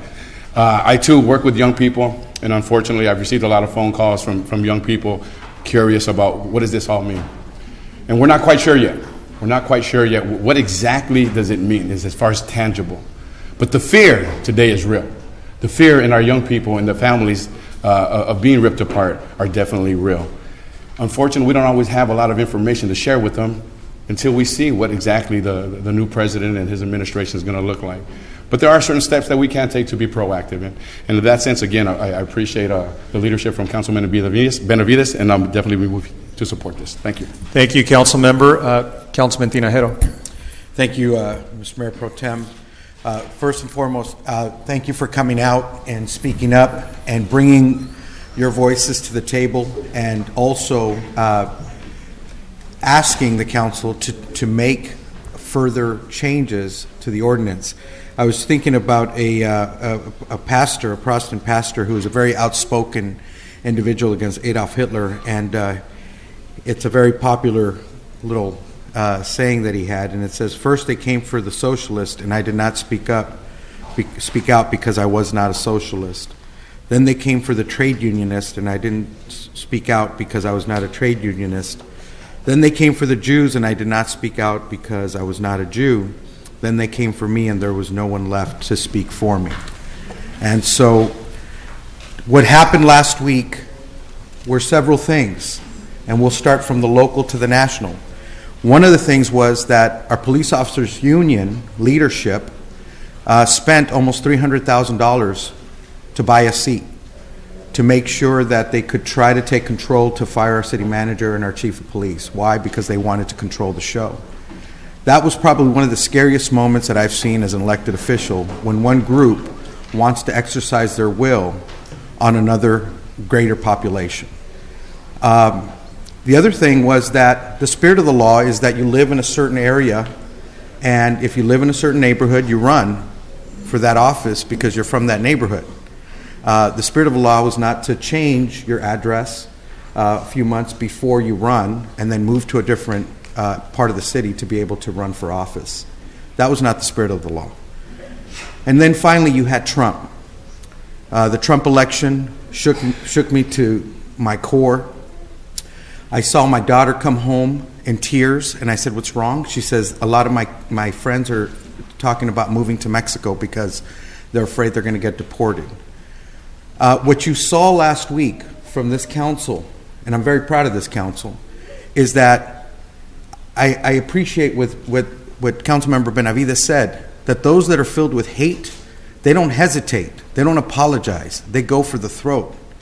And we, sometimes as Democrats, want to be nice. We want to include everybody. Let's talk. Let's work it out. But sometimes when they come at you like this, you got to punch back. And you got to look forward, because we are fighting for the protection of people. The protection of people, the inclusion of people, the education of the child, the keeping a family together. And that's why I saw my council members say, enough. Let's talk about sanctuary city. Now, today, it's going to be a resolution, but I want it to go before us at the next meeting for an actual ordinance.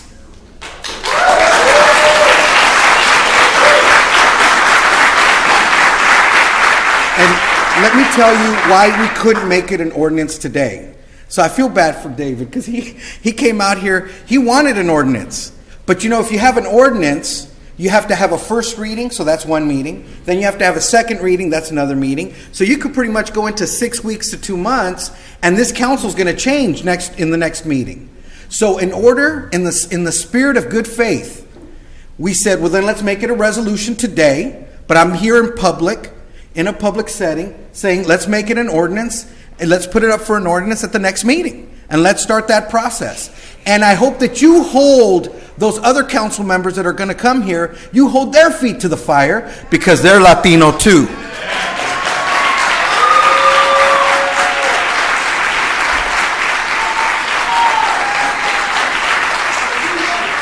And let's see if that immigrant spirit that they talk about in the campaign trails translates to a vote up here. I want to hear the excuses. I want to hear the excuses, but be assured that the rest of us are resolved to make sure that the message is loud and clear to our community, that you will be protected. And this is a safe haven in the city of Santa Ana, because all we are hardworking people who want our kids to have a better life. What is un-American about that? What is un-American about that? I saw a lot of people come up here today who were children of undocumented citizens or residents, and they came up and talked about what their life is like, what they give back to the community. These are people that serve our community, that serve our poor, that help in our churches, that serve in our military.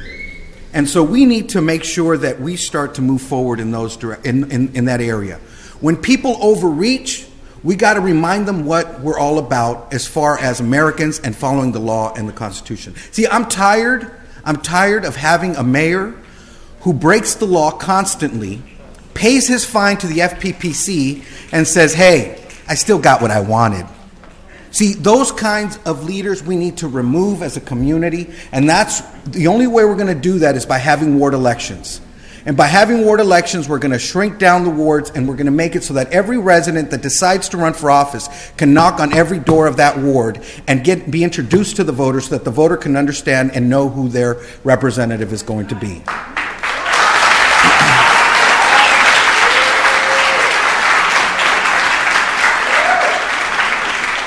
There is a change I'd like to make to this ordinance, though, if my colleagues would be okay with that, and that is if you go to the last page, Section 4,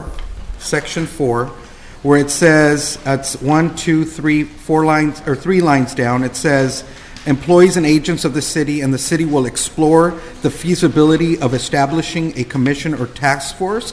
What I would like to do is change it from will explore to the city will establish a commission or a task force.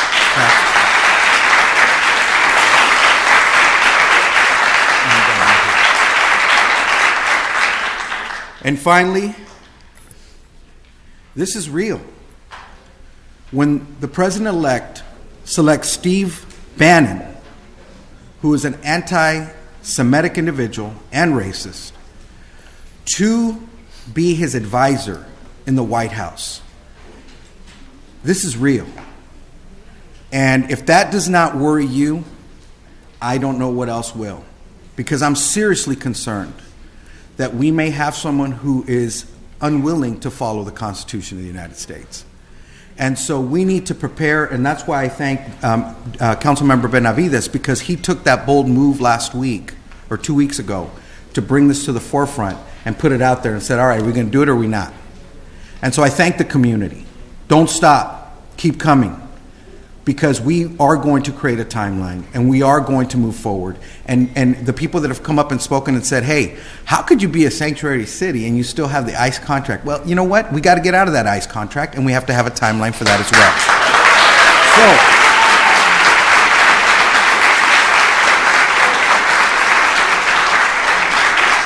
So, it's a full court press. And it's like I coach speech, and the way I recruit speech students for speech, I tell them, next week we're going to have a pizza party, go bring 2 friends. And then I can talk to them about what speech is. Out of the 2, one will stay, one will go. That's all right, we still build. So I'm going to tell you, as a resident of this city, go find 2 friends. Tell them about what's going on. Tell them that it's time that they get involved, because we're going to make positive change in Santa Ana, but we're going to need your help. We're going to need your help. Thank you.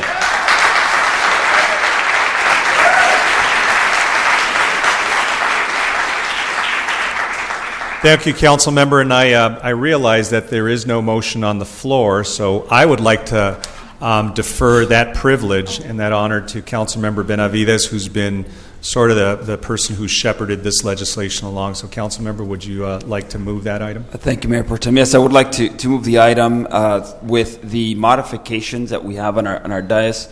That's a bit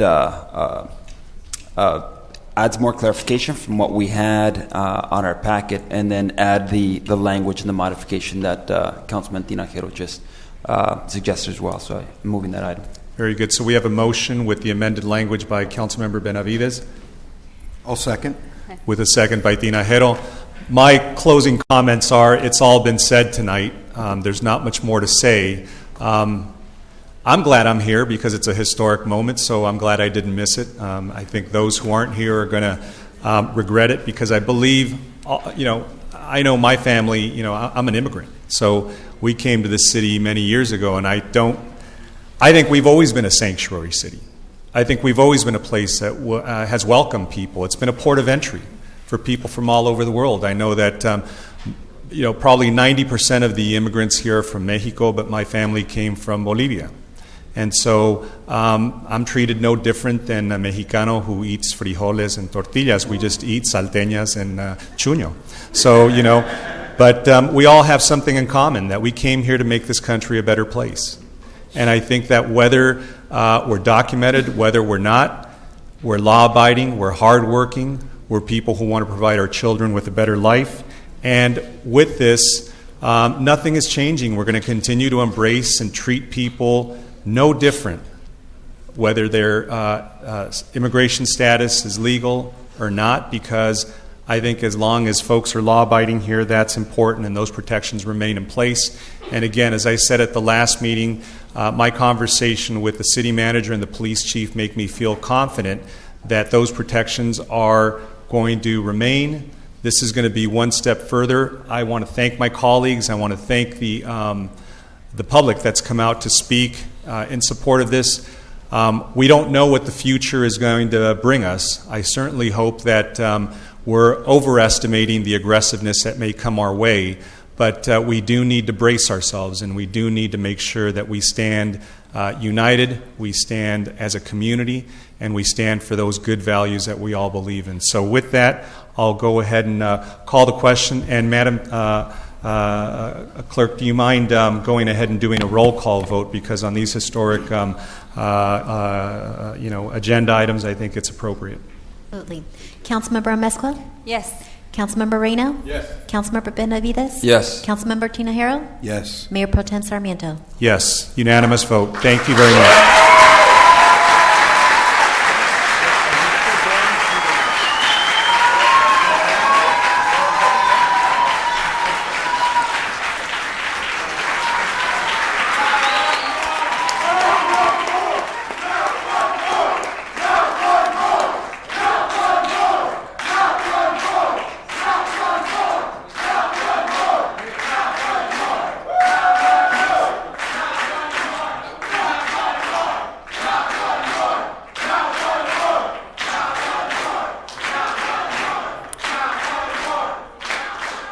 Thank you.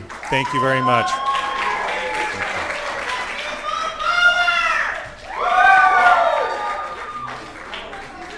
We're going to need some big signatures for that big certificate, so we'll make sure we get our big ink pens out. We're moving along to agenda item 65A, and I have some speakers on that. Jennifer Rojas, if you're in the audience, can you please come before us? 65. 8. Jennifer, if you're not, there you are. Followed by Magali Mendez. Good evening, City Council. My name is Jennifer Rojas. I'm here representing the ACLU of Southern California. First, we seriously applaud the city for making strides to make Santa Ana a sanctuary city tonight. Thank you. So a handful of local governments in California have recently declared themselves to be a sanctuary city. But Santa Ana also at the same time is in the unique position today to uphold the safety and dignity of all community members. Santa Ana has, as we've heard, the largest immigrant population in the county, and at the same time is the only city in the county that detains community members in their city jail for ICE. As many community members have already stated, we strongly encourage the city to commit to a timeline to end the ICE jail contract by January 20th. Without a timely end to the ICE contract, Santa Ana and sanctuary cannot exist simultaneously.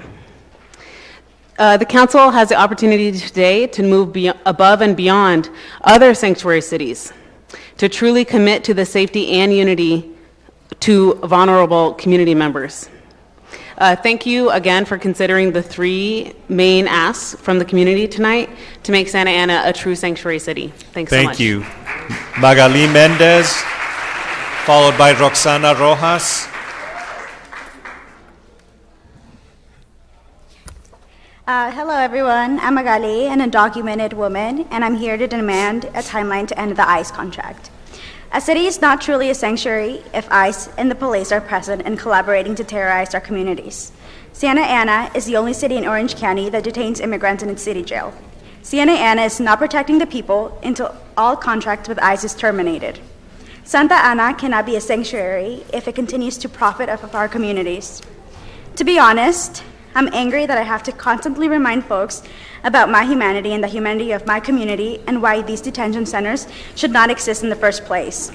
But I'm here in front of a council that is supposed to protect the people, to stop tokenizing me, and actually take concrete steps to protect the people by terminating all ties to ICE, and that includes ending the ICE jail contract immediately. And I'm not even here just for the protection of those you seem worthy of protection, the good immigrants. The keeping families together is not enough. Not one more means not one more. No more throwing folks who have been tied with the justice system under the bus. Not one more deportation. Stop selecting who you want to protect. So yes, end that ICE contract, but also listen to community folks who have made bold statements about their concerns with the police, the justice system, and not see these two, the police and ICE, who are not mutually exclusive. Aquí estoy enfrente de personas que no representan nuestras comunidades y que se hacen a veces bolas en leyes y políticas en vez de liberar a la gente. Estoy aquí demandando que den un alto a la migra y la policía que hacen dinero de nuestras comunidades. Que terminen el contrato con la migra Magali, can you start y que wrapping no up? solo hablen, pero también actúen. Gracias. Thank you. Roxana Rosas, followed by Emma Sofia Gonzalez. Good evening, members of the council. My name is Roxana Rosas. I'm the project coordinator for Public Law Center. I'm also a member of the Orange County Immigrant Policy Working Group. As an Orange County resident, I am here in support of this resolution. A sanctuary city with an ICE jail contract is contradictory. Separating local policing from immigration enforcement is legal, promotes public safety, as well as upholds family unity and human dignity. Ending the ICE contract is imperative to truly making Santa Ana a city that values its immigrant community. The city must commit to a specific timeline that ends the contract before 2017.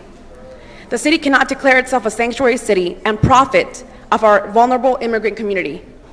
At the same time, Santa Ana can prove its leadership by implementing true sanctuary and end the ICE contract.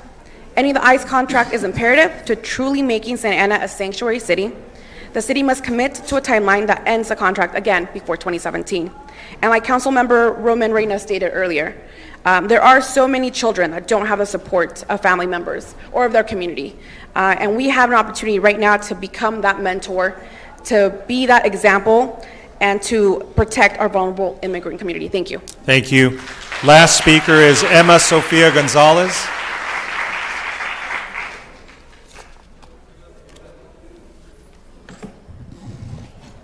Hello, can you hear me? Well, my name is Emma Sofia Gonzalez. I am part of the organization called Las Crisantemas, and it's an organization that works on post-detention resources for trans women that are released from seeking asylum, and it's actually something that y'all should be working on because that is something that we shouldn't be doing. That actually should be your kind of work. Those resources should be your doing. And I'm here to demand to establish a timeline to end the ICE contract to stop the contradiction that Santa Ana has one of the largest immigrant populations in the Southern California. For this reason, it is essential that the City Council takes the lead to protect its population. And for that population, I'm talking the population that is most criminalized. I'm talking about the trans women that are actually doing sex work out there.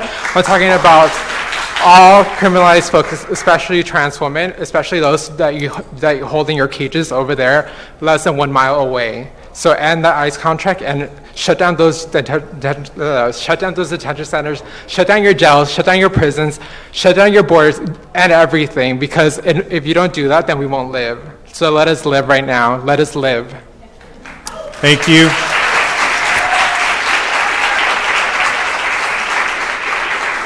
That was our last speaker, so I'll go ahead and bring it back to abolish the police. And bring it back to the City Council. Any members of the council wishing to comment or speak? On 65A? This is 65A, yes, Councilman. Thank you, Mayor Pro Tem.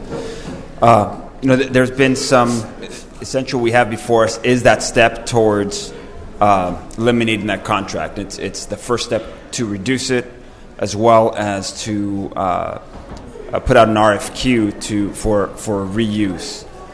There has been some at this point, what we have is we have committed as a council. We have taken action, voted previously to indicate we don't plan to extend the contract. We still have a few years left. At the last council meeting and reiterated today, we are interested in eliminating that contract as soon as possible and having a timeline, as Councilman Tinajero referenced. So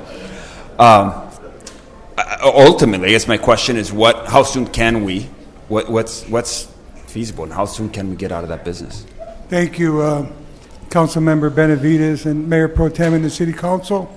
So the council is unanimous to end the contract and to not renew the contract, and we worked very hard based on the council's direction to do a study, and we're going to issue that. It's in the packet. We want your approval for that.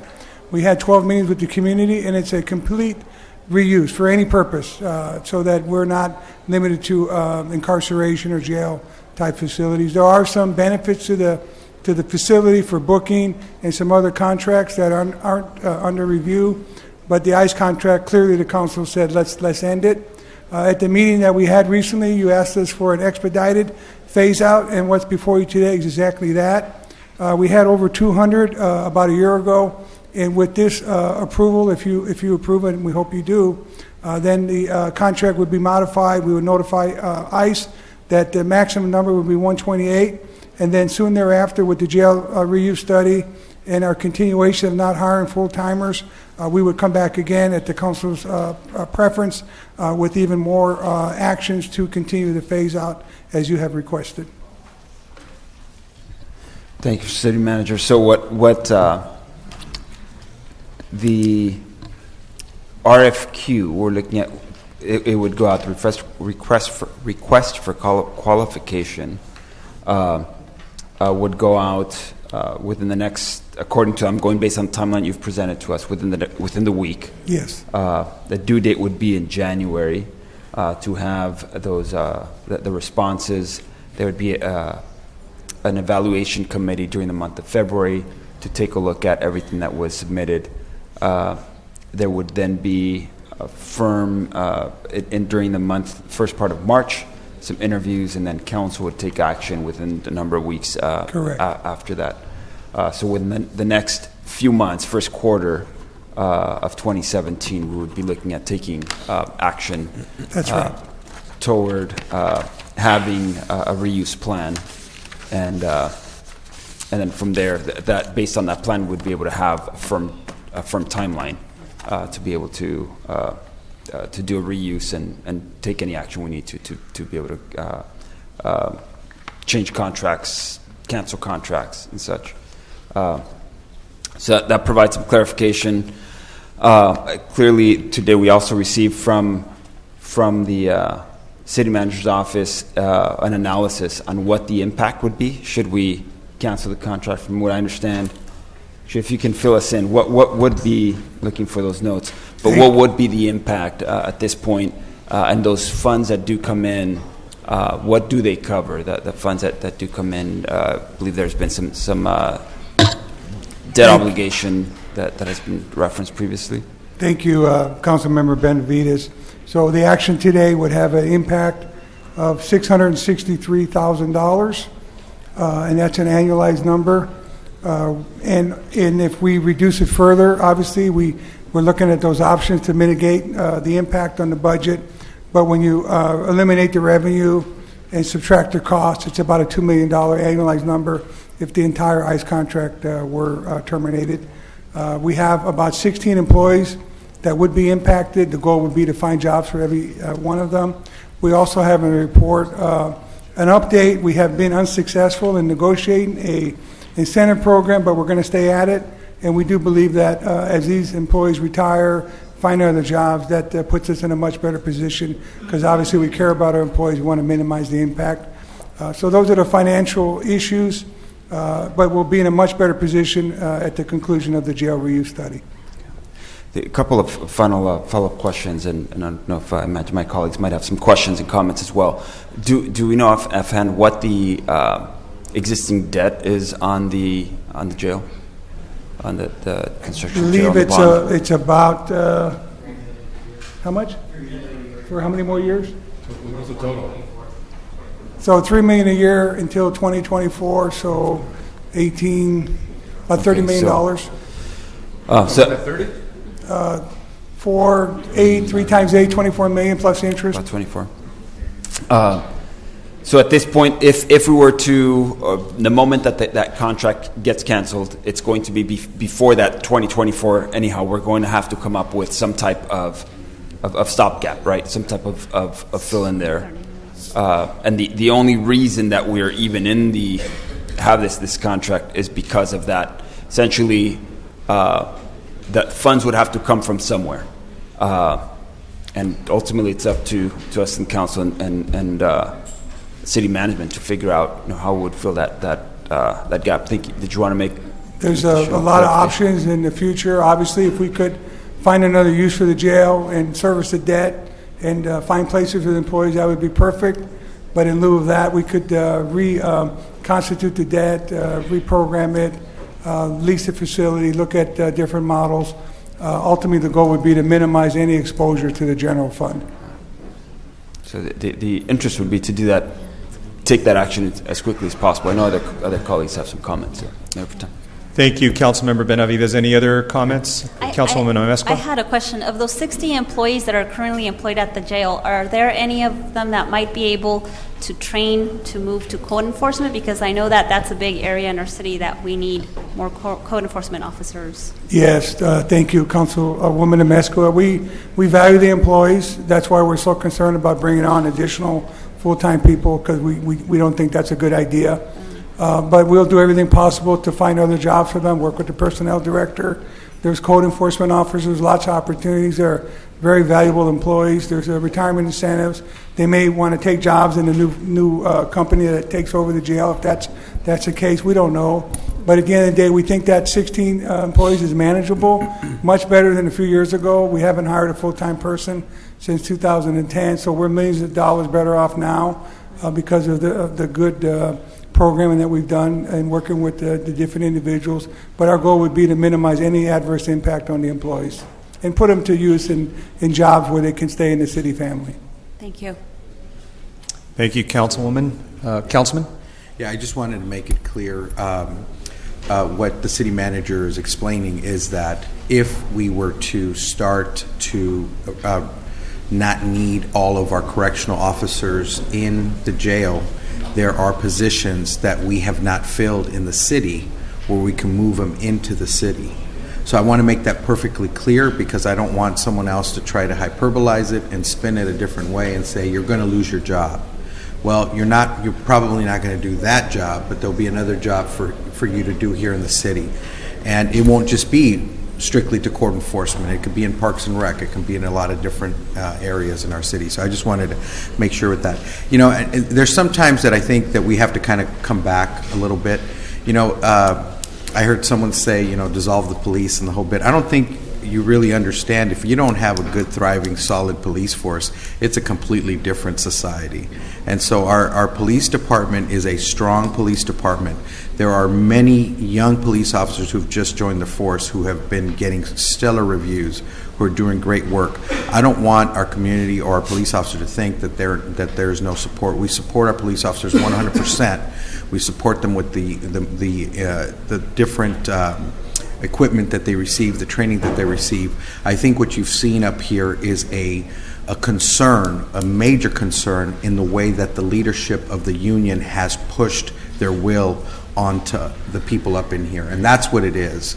And that's something that they're going to have to figure out internally. But at the end of the day, I don't want our police force to not think that this council is supportive, because we're very supportive of our police officers. I think it'd be in the best interest of that leadership to start to go out to our communities again and start to build that relationship back up. And I think that our community is that kind of community that wants that relationship. So I think that we hear the community loud and clear. I think we need to have a phase-out period. And I think ultimately, I don't think cities were meant to be in the jail business, to be honest with you. I don't think that was something that was ever intended. We need to be in the business of creating a quality life for our residents, creating nice parks for our kids to play in, and collaborating with our school districts. So that's all I'm going to say on this, Mr. Mayor Pro Tem. Thank you, council member, and I'll go ahead and entertain a motion on this agenda. Okay, we have a motion by Councilmember Reyna and a second by Benavides. My only comments to this are thank you, Mr. City Manager, for providing the data. And to my council member, I think he said it well. Nobody up here sees this as a reflection or a referendum on our police officers or our department. I think, if anything, all of us and those people who you're advocating for, all of those who spoke in support of a sanctuary city designation, all of you who spoke in support of dissolving and rescinding this ICE contract, the very people that we're all trying to protect are people that we want to be safe as well. So we want, we support our law enforcement officers, our first responders, our police officers, our firefighters, all those people who come in and protect our residents, our neighbors, our families.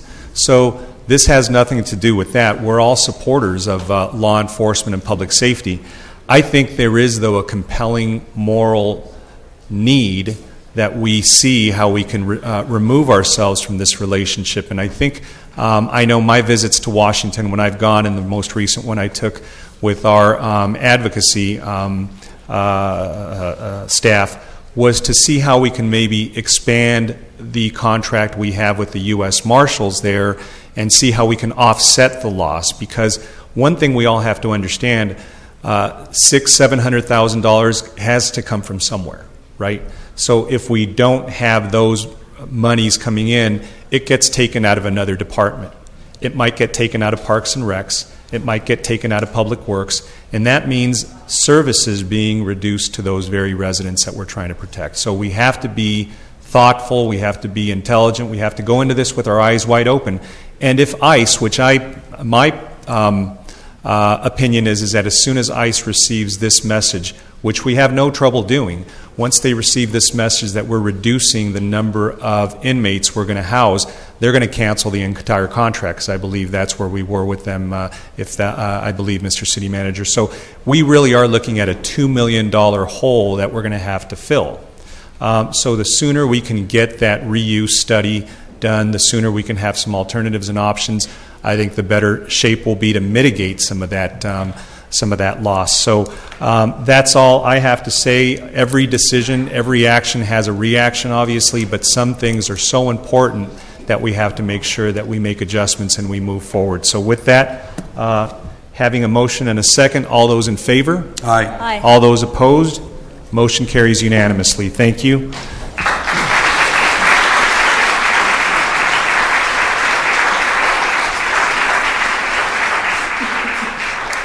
Moving on to agenda item 65B, the appointment to the Orange County Water Board. Yes, I'd like to make a recommendation. I'd like to recommend Councilman Vince Sarmiento to serve on the Water Board. A little adjustment, though. I'd like it to take effective on the board meeting of the Orange County Water District of December 21st. I'll second that. Thank you. Thank you for that, Councilmember Reyna. Thank you, Councilman Benavides, for that second. We have a motion and a second. All those in favor? Aye. All those opposed? Motion carries. And Madam City Attorney, I remember, if I'm not correct, the nominee is not supposed to vote in favor of that. Is that what it was? Or tell me what the new rule is on that. We had different rules. So the item is if the person is accepting a stipend, then they're advised to recuse themselves because they would be voting on a matter impacting their own income. So I'm sorry, Sonia, I could barely hear you. I'm sorry. The question is, when you guys are voting on a regional body that includes the payment of a stipend, then we recommend that you recuse yourself from voting on that because you would be voting on income to yourself. Well, based upon that, I'd like to abstain on the vote, if that's okay. So if you can mark me as an abstention, and the motion carries 4-1 with an abstention. Moving along to 75A, this is the time and place for a public hearing to consider adopting the zoning ordinance amendment number 2016-4 to amend provisions of Chapter 41 of the Santa Ana Municipal Code relating to underground utility installations. Is there a presentation from staff? Seeing none, Madam Clerk, do we have any members of the public wishing to speak, or have we received any written notice? No, I have not received any communication or speaker cards. Great. Does the council have any?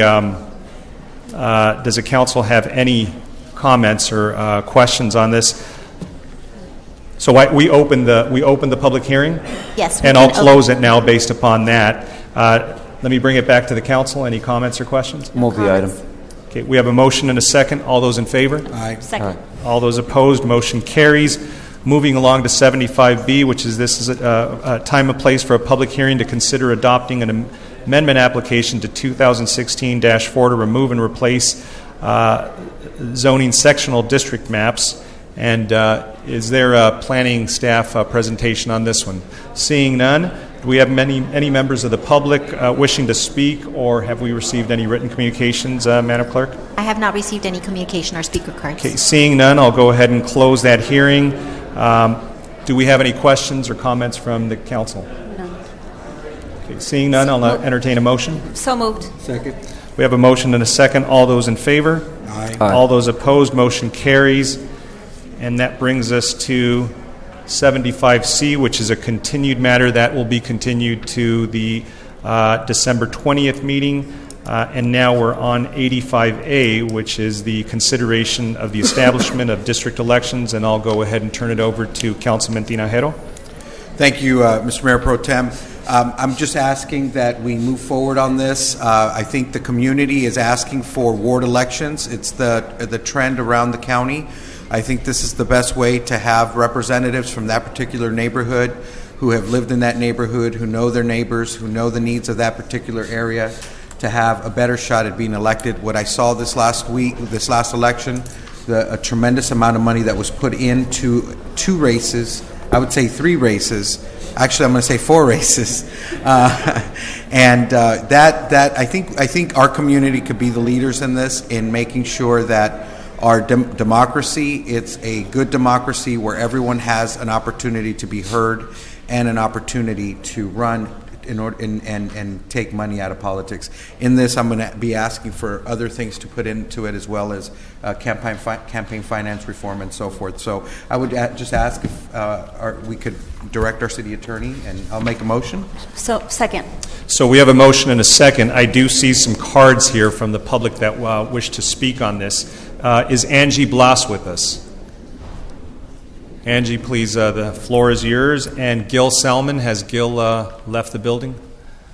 I think he has. So Angie, you're our sole speaker on this.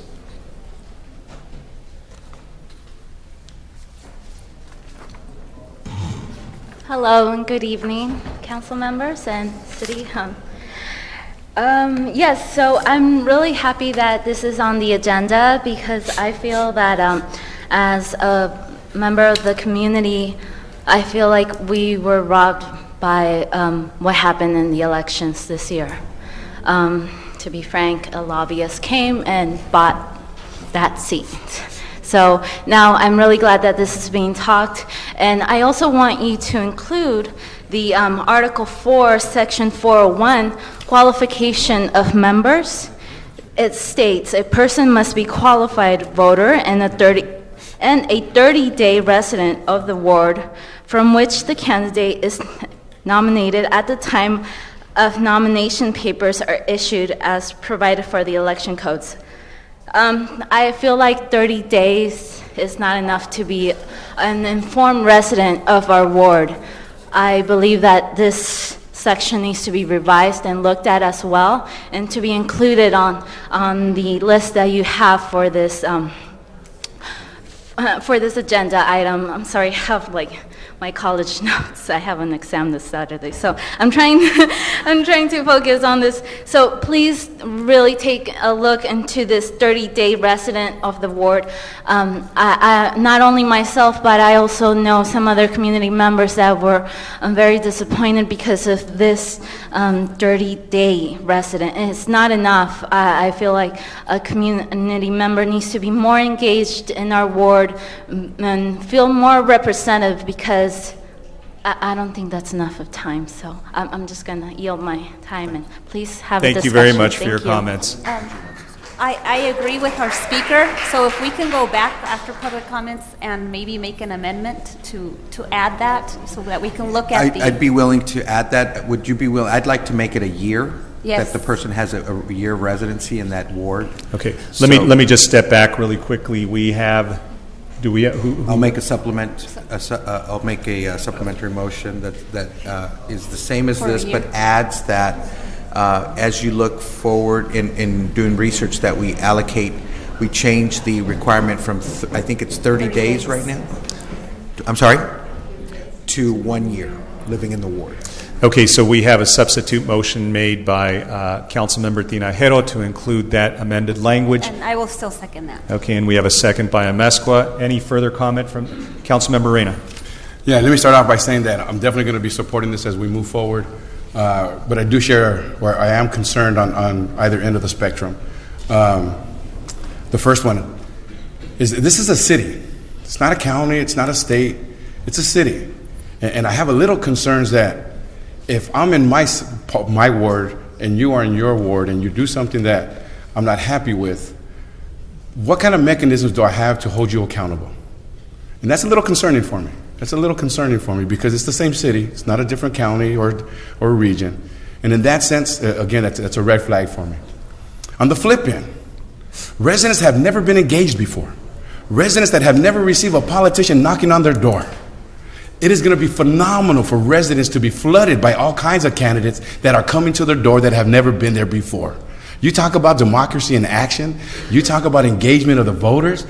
That is cool as heck. That is absolutely phenomenal. And on that aspect, won me over to be able to support this. So I look forward to the upcoming elections and utilizing this format. Thank you, Council Member. Any further comments? Seeing none, we have a motion and a second. Before we call for the question, I simply want to thank Councilmember Tinajero for bringing this before us. It's simply direction to the staff to bring back some recommendations on which way to proceed. Personally, I think that what made me find this an interesting motion and one that I think we all can be supportive of is I bumped into some colleagues of mine that were representatives and council members in other cities throughout LA County, throughout the state. Some of their cities are smaller than the ward I represent. So it is disproportionate, and if you see, just as an example or an analogy, there are 5 members of the Board of Supervisors in LA County that control that entire county. That's billions and billions of dollars that are in the hands of very few. That's never a good idea.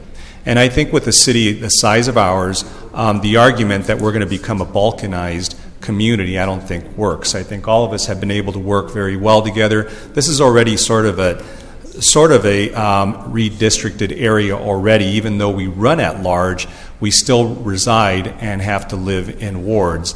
So it is something that is going to be somewhat of a departure, but I think nonetheless it's good for us to learn what the options are. As a student of the Voting Rights Act, I know that we could probably survive that challenge, but that doesn't mean that it's a good system, right? So we can always look at it, we can always try to improve it, but it'll be something that will be worthy of discussion. So that being said, I'll go ahead and call for the question. All those in favor? Aye. All those opposed? Motion carries. We move along now to our work study session. So on the work study session, we have the Community Land Trust, and if staff can come forward and be as brief as possible. I don't think we need a whole lot of background on this. I know that we received quite a bit of information at the committee. If there is a presentation, Mr. Cortez, we urge you to be concise and clear.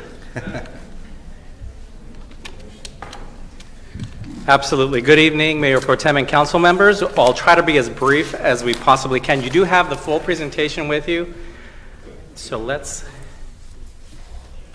get the summary version on here. Hold on one second. That's what I like about you. Let's get the summary version. Yeah, we're good. So thank you again for this opportunity. Community Land Trust is a, let me see, hold on one second.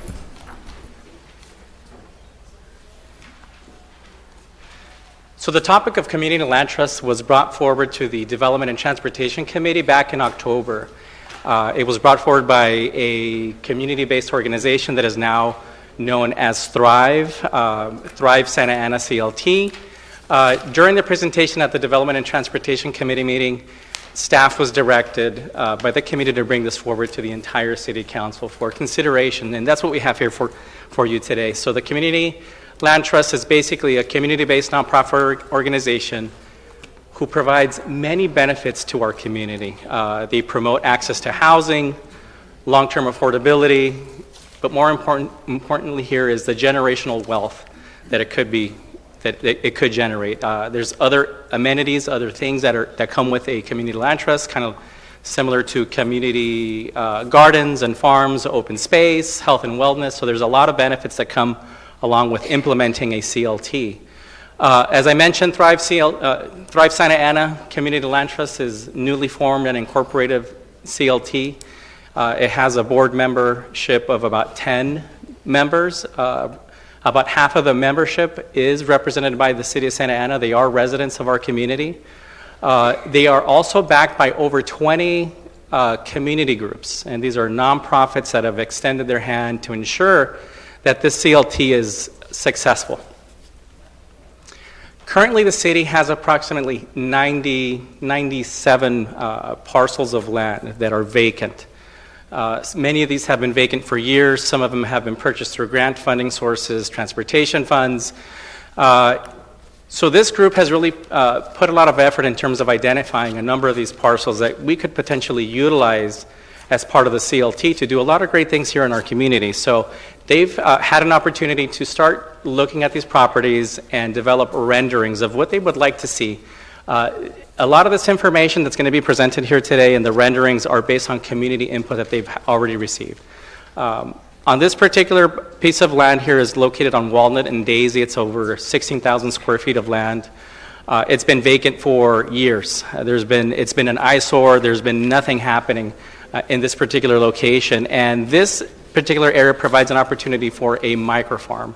But again, these are just ideas. These are examples of what could come into play in these particular vacant properties.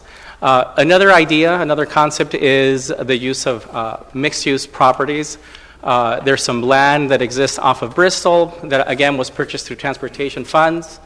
There's a possibility here through the CLT of potentially generating about 72 affordable units that could be built on this location. Another example is what is known as a micro-enterprise incubator or a mercadito, potentially utilizing some of these properties that are located off of Grand and 2nd Street. Here we have an example of what it looks like at Mercado La Paloma in Los Angeles. And with that, I would like to bring forward to you the next steps that the CLT is recommending from the City Council in terms of direction, as well as giving direction to the city staff. That includes the transferring or donation of existing land that we've identified, similar to the one that we have here, 1901 West Walnut. The continuation of exploring the ability to transfer and donate other land that is owned by either the city or the housing authority, as well as continuing to work with Thrive in terms of identifying other funding mechanisms or other funding resources to continue to have Thrive be successful. And this one is really more of a city staff recommendation that if and when this happens at the city, direct Thrive to develop a financial plan that demonstrates that the CLT will be fiscally solvent. So at this, I'd like to open it to the floor. Thank you very much, Mr. Cortez. And we do have some request to speak cards here. Linda Linkering, followed by Luis Sarmiento, followed by Josue Hernandez.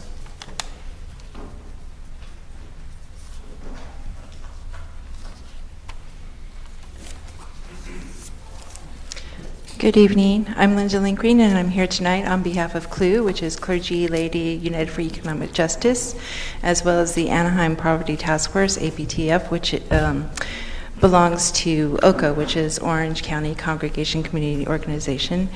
And we're here to ask the Santa Ana City Council to donate the land on Walnut and Daisy to Thrive Community Land Trust. CLTs can benefit the community in many ways, including micro farms and businesses, community gardens and open space, and affordable housing. The APTF advocates on issues surrounding people experiencing homelessness and those at risk of homelessness. We need more affordable housing and permanent supportive housing, and we encourage cities throughout Orange County and the county itself to invest in the only proven solution to ending homelessness: housing. It's not only the humane, morally right thing to do, but it actually costs less to house someone than to let them live on the street. So again, we ask you to donate the land on Walnut to Thrive Santa Ana Community Land Trust and to direct city staff to work through restrictions and gift additional land in the future. Thank you. Thank you, Linda. Luis Sarmiento, followed by Josue Hernandez, followed by Apolonio Cortez. Hello, good evening, everyone, council, and community and staff. Just to be brief, I think it's a really beautiful thing that is happening tonight, and in general, I think a lot of us feel good to be Santaneros tonight. And I think what is happening right now in our city is that we are growing into the city that we are going to be in the coming future. And so three or more big decisions today with the sanctuary city, with the district elections, and the CLT is the third, where we have an opportunity to demonstrate, what type of city we are. Are we a city that's going to give opportunities to our low income, our working community, our immigrant community? And so I invite you to take that step. And we're doing a good job. I want to commend all of you who have worked with us in the last several months, staff and council. The recommendation of donating the parcel on Walnut and Daisy is something that we've done a lot of research on. We went through all of the city-owned parcels and found this one parcel which is unrestricted and could potentially be donated. So thank you for taking that decision today, and have a good night. All right. Luis, have you seen this many Sarmientos in one room ever? Right? I don't know. So my wife's even here. Right? It's scary, right? Josue Hernandez, followed by Apolonio Cortez. Good evening, council members. Before I get started, I just wanted to make a quick request. There was confusion, and like we were saying, folks wanted to speak and were submitted their cards for public comments. Then I tried to attempt to put in 2 more cards, just for folks that were here for 4 hours to be able to speak. So if they could be led, our lawyer, and then an additional person that was going to be speaking for the youth. Thank you so much. So my name is Jose, and I'm speaking on behalf of ACORD, Orange County Communities Organized for Responsible Development. And we're just here to, first of all, to say that we support the decisions that you've made here today for immigrant rights, for human rights, and for voter rights. And real representation here in Santa Ana. ACORD personally has worked on district elections in Anaheim, and we saw the challenge and the fight that it was there, and so we encourage that decisions be made here. But as far as the Community Land Trust, we are so thankful and we're so optimistic about the leaps and bounds that we've made with working with the community. Like, we're exposing a new generation of community engagement, of civic participation. Like what you're seeing, this is not a fluke; it's a trend. This is something that's going to continue for decades to come. And Community Land Trust is a part of that. We're exposing folks to this concepts of being on a board when when they've never been, to being at the negotiating table, and to be able to work for and with city manager here and all sorts of different folks, and of course, enough cannot be said about Councilmember Benavides, and working with us all these weeks and months, and including yourself and all the folks here. So I really encourage you all to think about responsible development, to think about economic justice, and to really see that this is the strategy. This is really taking it to the next level and fighting for affordable housing, living wages, real good jobs, micro enterprises, skate parks, and so much more. So thank you, Jose. Thank you. Apolonio Cortés, followed by Isuri Ramos. Buenas noches, miembros del Concilio, personal de la ciudad. Gracias nuevamente por la oportunidad de poder hacer mi comentario. Y más que nada, como saben, pues yo no nací aquí, yo vengo de México, del estado de Guerrero específicamente. Y bueno, allá es una costumbre de que nuestros padres siempre nos heredan tierras a los hijos para poder vivir, pero también para cultivar. Y esto más que nada en la familia nunca se venden, siempre se procura que los bienes queden en familia, y esto nos da cierta seguridad y nos permite tener algo, es un patrimonio para la familia. Y yo creo muy firmemente que el fideicomiso es una forma de tener un patrimonio para la comunidad, y esto es importante porque va a traer muchos beneficios. Entre ellos, por ejemplo, yo estoy muy involucrado en lo que es cultivos, específicamente cultivos orgánicos. Estamos con la microgranja. Tenemos pequeños espacios como en el espacio de Latino, en Corazones Verdes, y últimamente lo que es en la Santiago, en el espacio de una iglesia. Tenemos necesidad de hacer cultivos, y en nuestra comunidad hay mucha necesidad de salud. Entonces, Apolonio, si puedes ir terminando. Es muy importante que se dé el fideicomiso, y creemos que eso va a beneficiar a nuestra comunidad. Gracias. Gracias, Apolonio.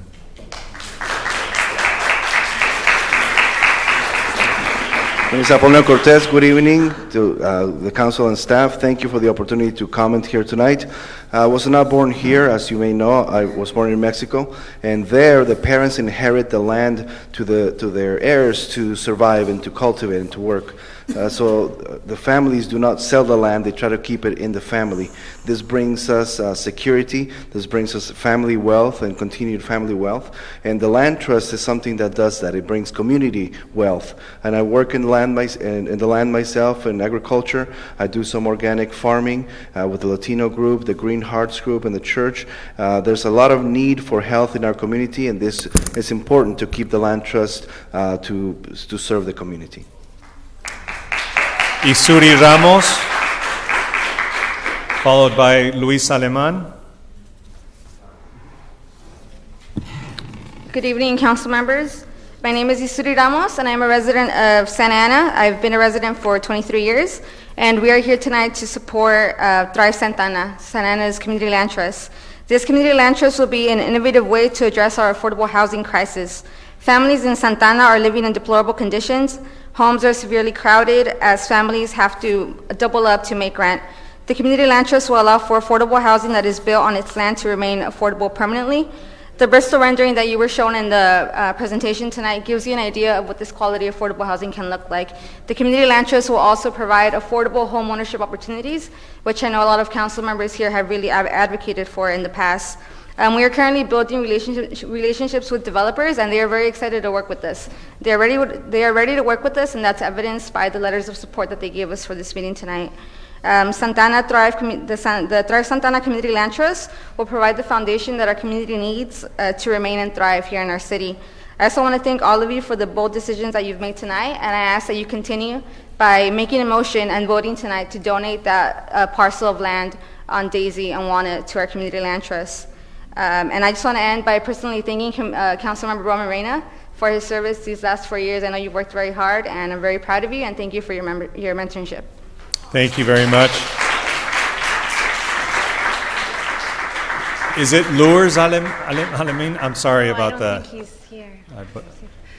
Is Luis? I think it's Lourdes Alemin. Not here anymore. Not here? All right. So, my name is Michelle Zuniga. Thank you very much for your time. My name is Michelle Zuniga, as I just said, and I'm a researcher with UC Irvine. The community has prioritized the need for recreational spaces, and in 2008, the District 69 was in the lowest scoring category for park acreage per 1,000 residents, as shared in the City Project OC report. This lack of parks correlates with the 35% childhood obesity and the highest rate in OC. And progress has been made on the parks thanks to Familias Corazones Verdes, LHA, Sacred, and the school district, but this progress must continue. And so in collaboration of the CLT efforts, UCI Public Health Department is focusing on projects regarding recreational spaces, specifically to meet the needs of the youth who want to skateboard safely and legally in Santa Ana, a recreation sport that is many times overlooked and where regulated spaces have accidentally criminalized the recreation. We are working with KidWorks, an organization where youth are working on composting and community gardens, but on this project we're specifically helping to develop the capacity for youth to advocate, create, and implement changes they prioritize in the city through deeper understanding of the planning process. And we're committed to ensuring that all people have safe, quality, and accessible spaces to roll on the streets of Santa Ana and towards a healthy and prosperous community for all. So to encourage sustainable and meaningful recreation for the community, as the youth at KidWorks have been researching and planning, a community land trust is the clearest way. And we urge the council members that you support the community land trust strategy with the donation of the first parcel on Walnut and Daisy. Thank you. Michelle, before you leave, can you fill out a request to speak form? I don't seem to have one for you. Our last speaker is Alan Wu. Alan, you're going to close the show today, so.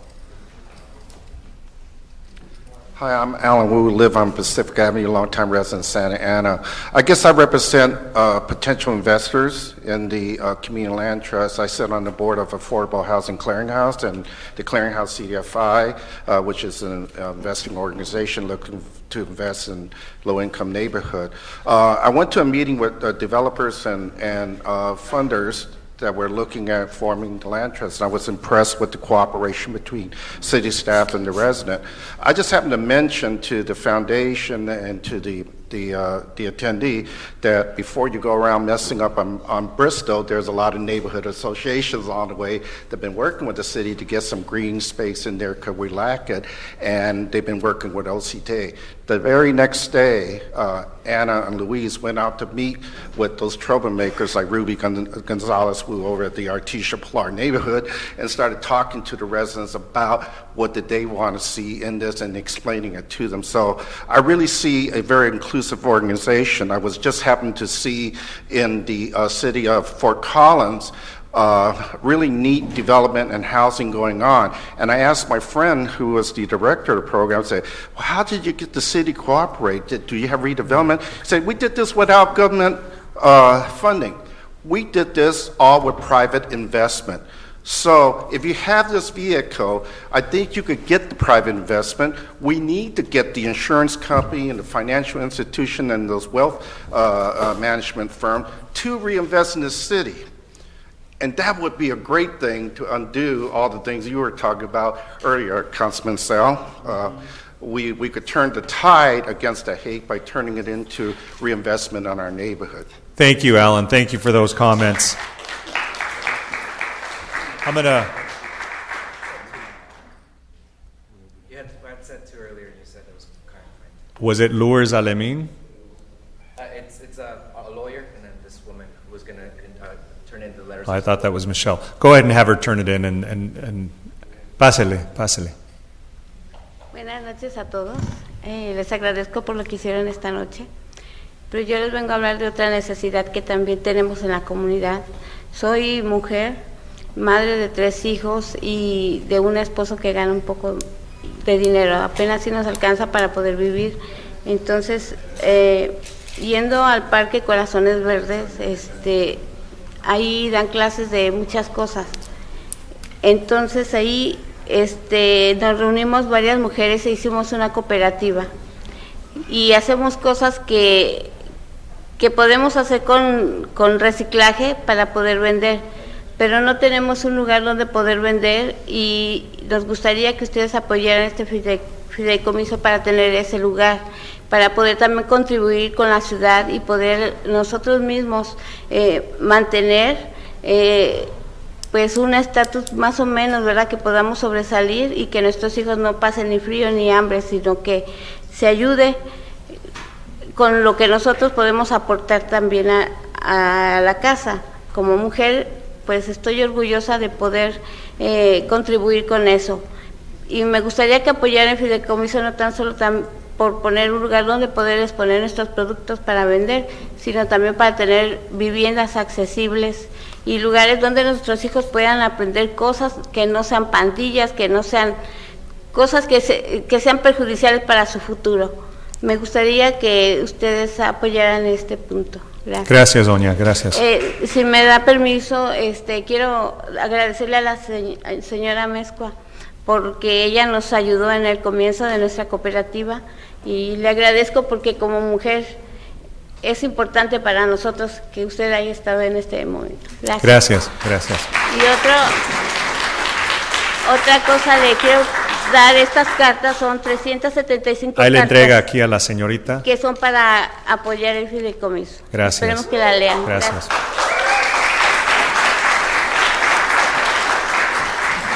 I have a cooperative with women, and we do some recycling, but we have no place to sell the work that we do. So please support this land trust so we can support ourselves and have at least a livable status, so our children have a roof over their heads and not out in the cold. And we as women can contribute at home. Please support the CLT so we can sell our things that we produce and to have affordable housing and where our children can go to learn and not to be involved in gangs and all the bad things for their life, but have a better future. And I'd like to thank Councilwoman Amezcua because she helped us in the beginning, and you as a woman helping us, that means a lot. So there's 375 letters that I brought to you to support the CLT. Thank you. Now, that was all. Do we have one more? Okay. Why not? Why not?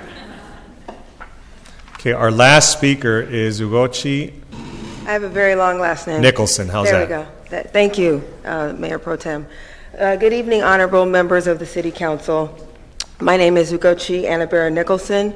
I'm an attorney with the Public Law Center here in Santa Ana, one of the attorney advocates that's been working with this very organized and dedicated group, now known as Thrive Santa Ana CLT. We come today to speak in support of the CLT. We are an agency that provides many different legal services for our community, including prevention of homelessness, preservation of affordable housing, and inclusionary housing opportunities. We stand in strong support of the Community Land Trust, also known as the CLT, to place community lands back into community hands and work with the city to continue in the trajectory of improving the lives of the community, keeping families together, strengthening community institutions by facilitating the donation of parcels like the parcel at Walnut and Daisy. Fostering this partnership will enable development that will be affordable, inclusive, and meet the urgent local needs of housing, open space, and economic opportunities. So we stand ready to aid with and support the efforts of the Community Land Trust in fulfilling their mission of reducing income inequality, expanding economic opportunity for low-income residents of Santa Ana. Please join us in this effort. Support the CLT. Thank you for your attention. Thank you very much.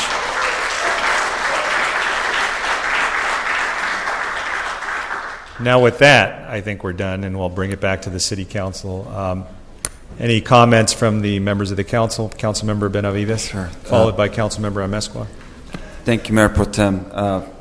Myself and Mayor Pro Tem had the opportunity to receive a more a thorough presentation and discussion with members of the community as well as our staff at the Development Transportation Committee.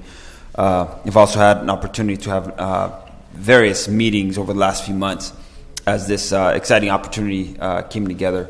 A number of months back, we, as a council, were considering potentially putting the properties that we currently have, or a number of them, out on the market for sale, which would have been fine. Resources would have come back to the city. The properties would have been redeveloped, and we would have moved along to other things. But we have here before us an opportunity, so we decided to put a pause on that to look at something that would be longer benefit, more sustainable benefit to the public.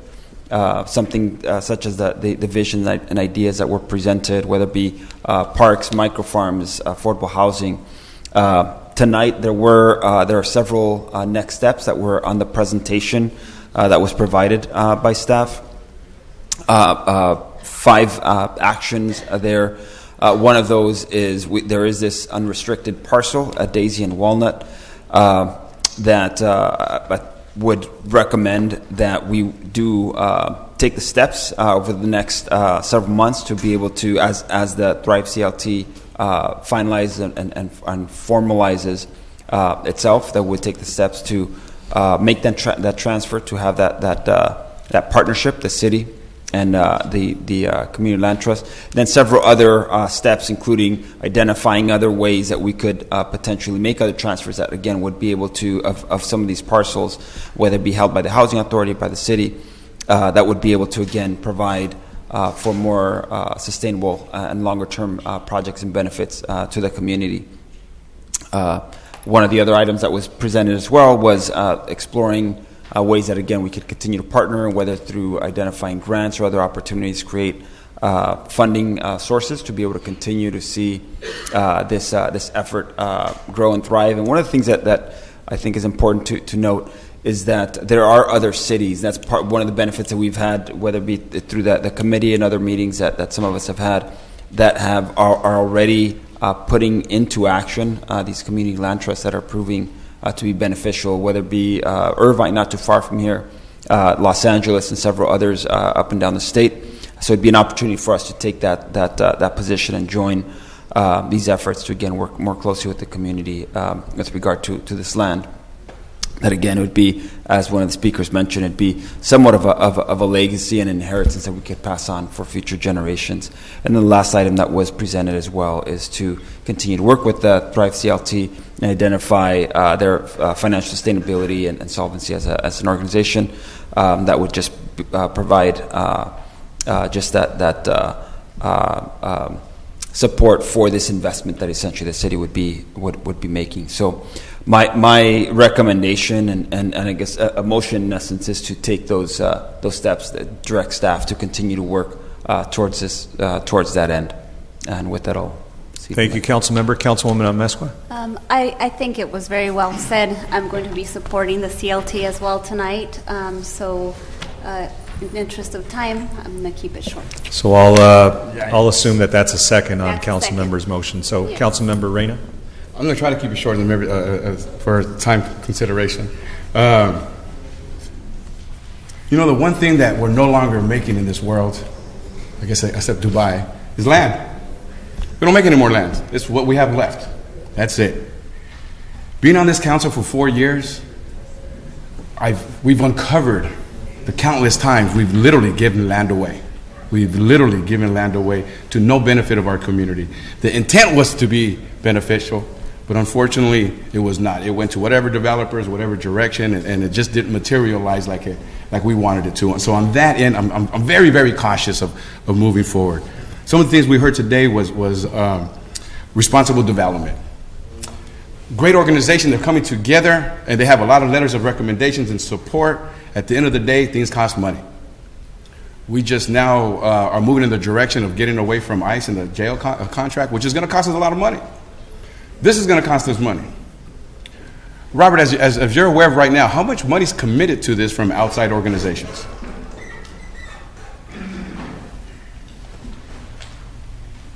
Not sure exactly of the financial commitments that the nonprofit has at this point in time. I would defer that question to maybe members of the board. I know that the formation of the board happened just recently. They're in the process of becoming a nonprofit. So I would not be able to provide you financials or any information tied to that. The information, thank you very much. The information that was provided with me says that they have no money, that they are potentially $500,000 in partnership and matching grants or matching funds, which would be fantastic. The reason I'm a little concerned is that we did something like this with Delhi Park. Latino Health Access Park. And a couple of times we've met and we've talked and we're struggling for finances. We're struggling to make sure how do we move this forward with outside support. Just because... I'm sorry, dude, I'm not done talking yet. You can do it. I'm sorry, he just deferred to the... Cool. Don't go too to the board. Go ahead. So as a board member of Thrive, we have started doing that research of the fiscal needs of a CLT. And just around the first year, we know that we could exist with anywhere between $50,000 to $100,000, which is not too much money, especially for most of our organizations who have already committed staff time. And we know that we have the support also of the California Endowment and also funders like Clearinghouse CDFI who have committed to. We couldn't give you a particular amount yet because that would not be fiscally responsible to do so. But definitely we have done the research of costs like insurance, costs like fencing, costs like maintenance of properties and things like that. And anywhere between $50,000 and $100,000 up to $200,000 is a pretty basic budget for an average CLT. Sure. Thank you for your assistance. Thank you for information. Again, at times it's challenging to move forward with anything, any kind of concept if there's no dollars there.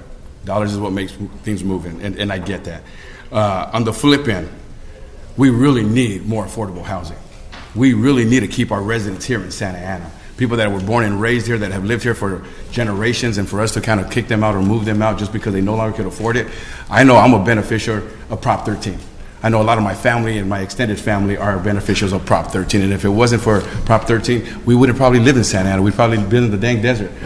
So I understand the dynamics of that. I'm just a little cautious in moving forward, giving land away without really a set financial plan going forward. I am going to support this as we move forward. And the component of what I do like is the affordable housing. There's other recommendations of what they could do to that. I'm not really a champion of that, but affordable housing moving forward, I don't think we can do enough in that aspect of it. I will be supporting that. As the direction of staff, I would hope that the priority is affordable housing first and foremost above anything else. Thank you. Thank you, Council Member. And seeing no other comments, we have a motion and a second on the floor. The only comments I would mention to staff, Mr. City Manager, I think you've heard a direction from the Council fairly clearly. Obviously, I want to compliment your staff on working with the public, and I know that Luis and the CLT group came before the committee I chair, so I've heard the presentation and I'm impressed. I hope we one day have this mature to what some of the other land trusts, as was mentioned. I think the difference and what distinguishes us from maybe Irvine's land trust is that the Irvine company donates land to that land trust.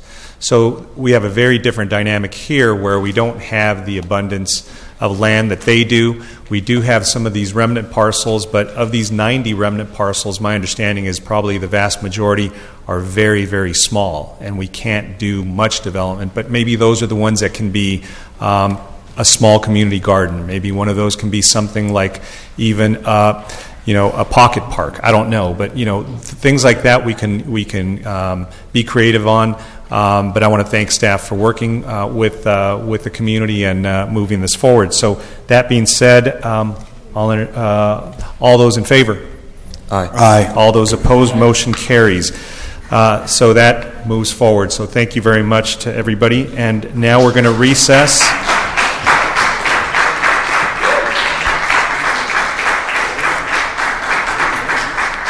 We're going to recess the City Council meeting and convene the Housing Authority meeting, and I will entertain a motion for the consent calendar items 1 through 4. Motion. Second. We have a motion and a second. All those in favor? Aye. All those opposed, motion carries.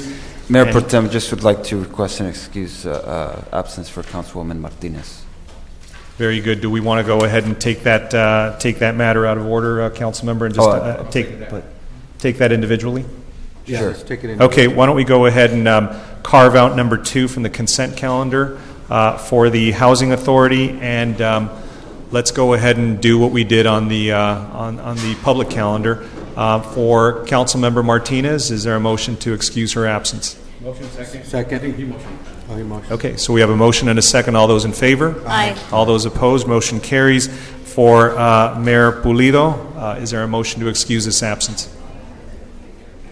Seeing none, that motion fails, and that absence is not excused. Moving along to public comments. Let's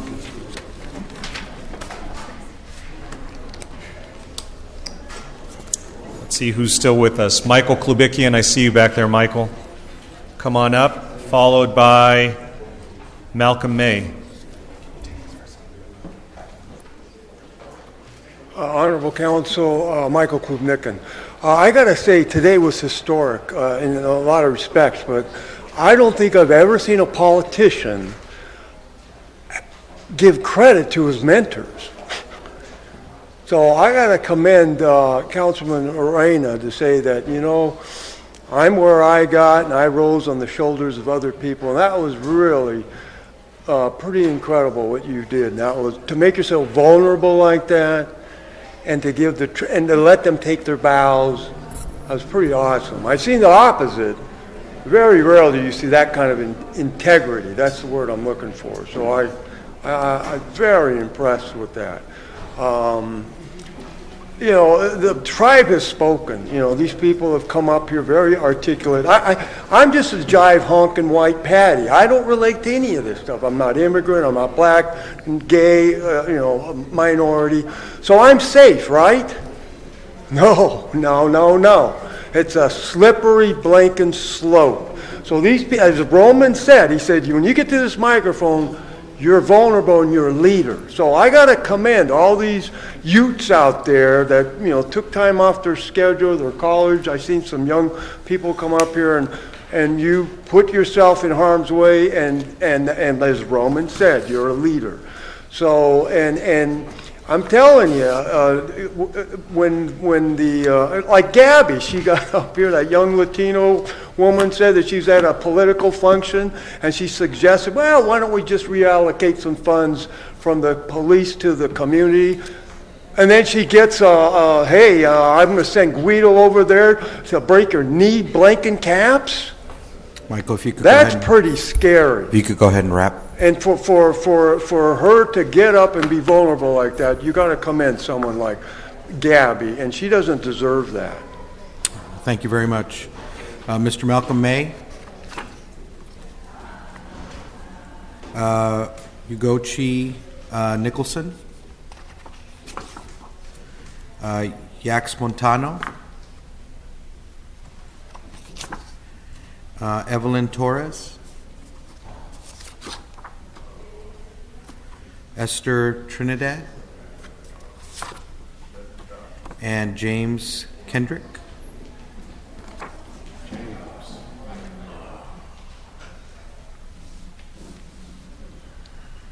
Good evening, Council. James Kendrick, 1115 Freeman. I left you all a little surprised tonight. I think, Ben, from after being in business for 10 years, I did close my business on September the 3rd. I opened on an art walk and I closed on an art walk. I'm also here again.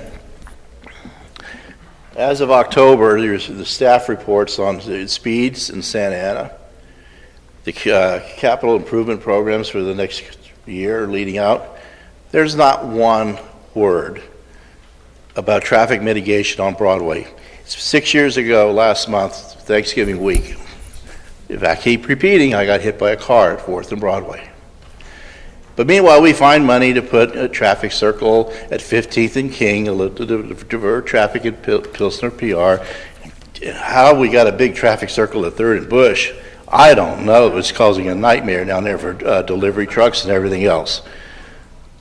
But meanwhile, staff says, we're doing reports. For 6 years, we have talked and talked, and still nothing. Fred, hello. We sat at my table a year ago. Nothing. Vince, our downtown business coordinator, we talked about, we can't find something temporarily to even test slowing down traffic. You want to lower the speed limit to 25, that's still not going to do it. We're talking about public safety, but still, 6 years now, you still have not addressed the traffic on Broadway other than reducing the speed in your report from October the 4th meeting. I'm sorry it's light. There's a couple other issues I'd like to talk about, but again, you talk about public safety. You haven't proven it to me. Thank you. And I was injured, and I'm still suffering today injuries from that day. And just may I say one more thing? Real quick. Real quick, Sal. 1952, the city charter says the city would have 6 wards. City charter. So before you go on to wanting to break up the city and have district elections, I think you need to look back at the way the city charter is stated, because you may have to have elections on reappropriating the city charter. We'll look at it. Thank you. All right. I go ahead and adjourn the agency meeting and reconvene to the city council meeting. Do we have city manager's comments? Thank you, members of City Council. I was going to do a brief report, but I wanted to take this opportunity to thank all of you, but especially Angie Amesqua and Rowena on behalf of all the staff. It's been a total pleasure to work with you, and thank you for your leadership. Thank you very much, Mr. City Manager. And council member comments. How about if I start with here's I'm going to do something different. Can I start with you, Mr. Benavides, and then go down? Or is that okay? Yeah. Okay, let's do that, because I think she's getting herself ready. Well, no, I hope that both council members, Mesqua and Reyna, will be with us next week when we'll have the official transfer, and I'm going to reserve my comments to both council members at that point. Definitely has been a pleasure to serve with them over the last 4 years. It's been great to work together to accomplish much for our city. But I, again, will reserve extended comments for that time, and I will close my comments this time. Okay. Well, I guess I'll go. Councilwoman? Or Roman's back. It's my turn, okay. You're up, Councilmember Reyna. Yeah, keeping it regular. We got our last official meeting where we're taking action. We will be back one more time on the 13th, and I'll save my last closing remarks for that particular day.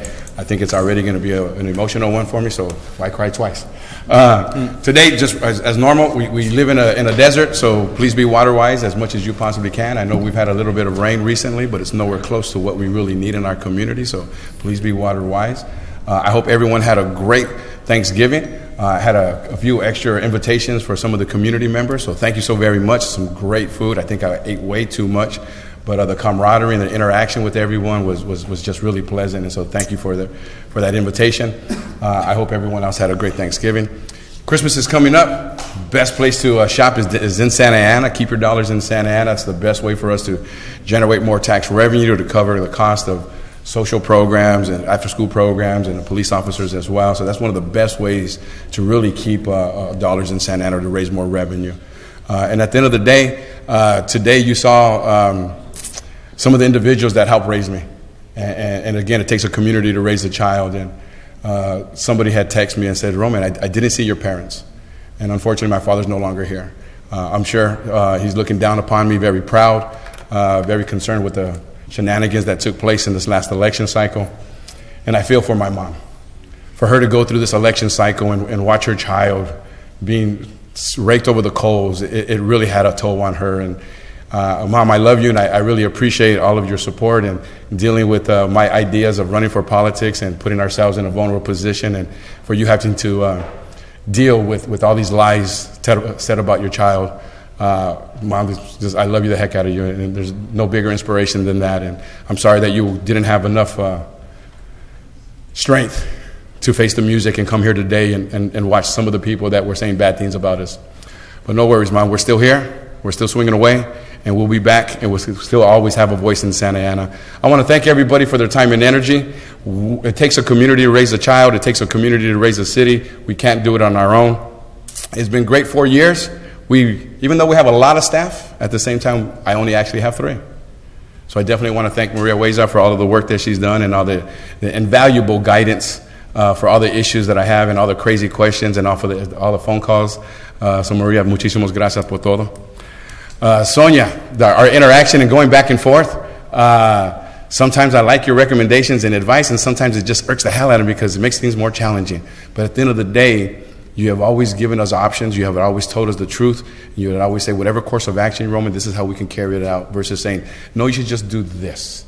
At the end of the day, for better or worse, we're the ones that are elected. At the end of the day, your role is to give us advice in following that particular law and whatever course of action. That has been invaluable to not only me, but to the city as a whole. In 4 years, we've made some great changes, and you were a great foundation for that. So thank you so very much. And as we talk about that foundation and making that change, it wouldn't happen without our quarterback at all. And I talk to people in the community all the time, and I go, if you want an all-star, you need to pay an all-star price, because you're not going to get an all-star at the league minimum. And in 4 years, 3.5, our city has turned around. On the brink of bankruptcy, to be able to have a surplus, to be able to have a rainy day account, to be able to put us in a path for success. Our city should show so much gratitude. Whether they're aware of it or not, whether they see the impact of it or not, I do. I do. And I thank you because you're making my city better and you're affecting a lot of people in our community. And whether they realize it or not, they needed you to be in that seat. They needed you to advocate for our community. They need you to stand up against all the shenanigans that are taking place. So thank you. And with that, happy holidays. See you soon. Thank you, Council Member. Councilwoman Mesqua. Thank you, Mayor Pro Tem. As I sit here today and I reflect back on my time here on the council, I just want to thank EMT, Maria, Sonia, our city manager, my colleagues for making it such a great opportunity and a really good experience for me. And I'm just really grateful to have such a wonderful staff. And I have my heartfelt appreciation for all of you. And I hate saying goodbye, so I'm going to say it so long. Good night. Thank you. Who wants to follow that? Thank you, Councilwoman. I know the only person that can possibly follow that is Councilman Tinajero. I'm going to really save Angie and Roman. I'm really going to save much of my comments for the next meeting because I think we're going to have a lot of people here, and I think it's important that I share how I feel about that. But I will say this tonight is that I'm going to miss you guys tremendously, tremendously. You guys came in. I'll never forget Angie's first meeting. It's jam-packed. We're taking action on the city manager at that time, and I'm looking over there and I'm thinking, geez, what is she thinking, you know? and she cast her vote and she walked out and she said something to me that really resonated with me, and I realized that this woman had just come onto the scene and had a tremendous amount, way more insight than many others who had been to their first meeting. And it's just been an absolute pleasure working with both of you. And like I said, I'm going to hang out because I would prefer for us to go out and have a little drink and toast to the future. So thank you, and we'll see each other in a few weeks, and we'll be able to talk a little bit more. All right, thank you. Thank you, Councilman. And you know, it's interesting because I don't want to say goodbye as well because we're going to be together in a week. But I do want to say this is the last time we're going to be together as a group, right? Where we actually have had to address substantive issues. And, you know, if there's ever been a meeting where you guys made a difference, this was one of them, right? Because history was made. When you came on the city council, both of you were thrust into a position of a very difficult environment. And so I respect what both of you did, and I respect what both of you have done. I think you can both feel good about the work that you've done and feel good about the decisions you've made and how much attention and time you've placed into this. It's you've made the city a better place. So that's probably the highest compliment I can pay you from one public servant to another, is that you're leaving the city in a better condition than when you found it. Yeah. So thank you for that on behalf of all the residents in the city. You know, this is not a fun job. A lot of people think, you know, boy, this is great, but if you saw the nasty emails, all the horrible communications, and I think, Roman was talking about our mothers, and our family members who just have to deal with these distortions and these they're not even criticisms. If they were criticisms about our decision making and our positions on public policy, anybody can live with that. But when they talk about who you are as a person, and I have a daughter and I have 2 sons, and I hope I never have to experience that, and I've told them to stay as far away from politics as they possibly can. But all we wanted to do, and I think all these 2 folks wanted to do, was make a community that gave them hope, gave them inspiration, and gave their parents an environment for them to be raised in a better place. And that's all what we all want. And so to be criticized over that, well, maybe it's a high price to pay, but it's a good, noble cause. And I hope that people will continue to serve irrespective of all the nastiness that's involved, but we really do care. And all of you that came before us to speak tonight, it shows that you really do care. And it really is a thankless job, but thank you for doing that. Thank you for withstanding all that. I just want to close and adjourn in memory of 2 folks, and one I don't have much information on, but I know his was such a sudden passing, but he was a staff member with the Mexican Consulate's office. His name was Felipe de Jesus Martinez Nunez, and Felipe was somebody who was with the consulate's office and had been through about 3 or 4 Mexican consuls. And he was somebody who worked with the community very closely and was always somebody who was receptive, respectful, and very helpful. So I want to send Mr. Martinez Nunez's family our best regards. And Madam Clerk, if you can make sure that you send these minutes to his family, that would be appreciated. And finally, I want to adjourn in memory of firefighter Ron Castro, and thank you, Chief Anderson, for bringing that to our attention. Let me tell you a little bit about firefighter Castro. He joined the Santa Ana Fire Department, our fire department, in 1972, where he worked for 40 years. In 2012, when the city partnered with the OCFA, Ron continued to work as a firefighter up until months ago when he became ill. Ron's last assignment was working on crash fire rescue at John Wayne Airport. Ron was well known for his positive attitude, boundless energy, and passion for golf and traveling. Ron bravely battled pancreatic cancer for 8 months and died quietly at home, surrounded by his loving family. Ron's last request was to see his son Brandon, who was stationed in Afghanistan. That wish came true 2 days before Ron passed, when Brandon was able to return home on emergency leave. Although Ron will be missed, he will not be forgotten, and his brothers and sisters take solace in remembering the man who found satisfaction serving the public as a firefighter. Ron is survived by his parents, sister, wife Michelle, son Brandon, daughters Jennifer and Madison. We extend the Castro family and a large number of our friends our deepest condolences. Thank you, and with that, we're adjourned.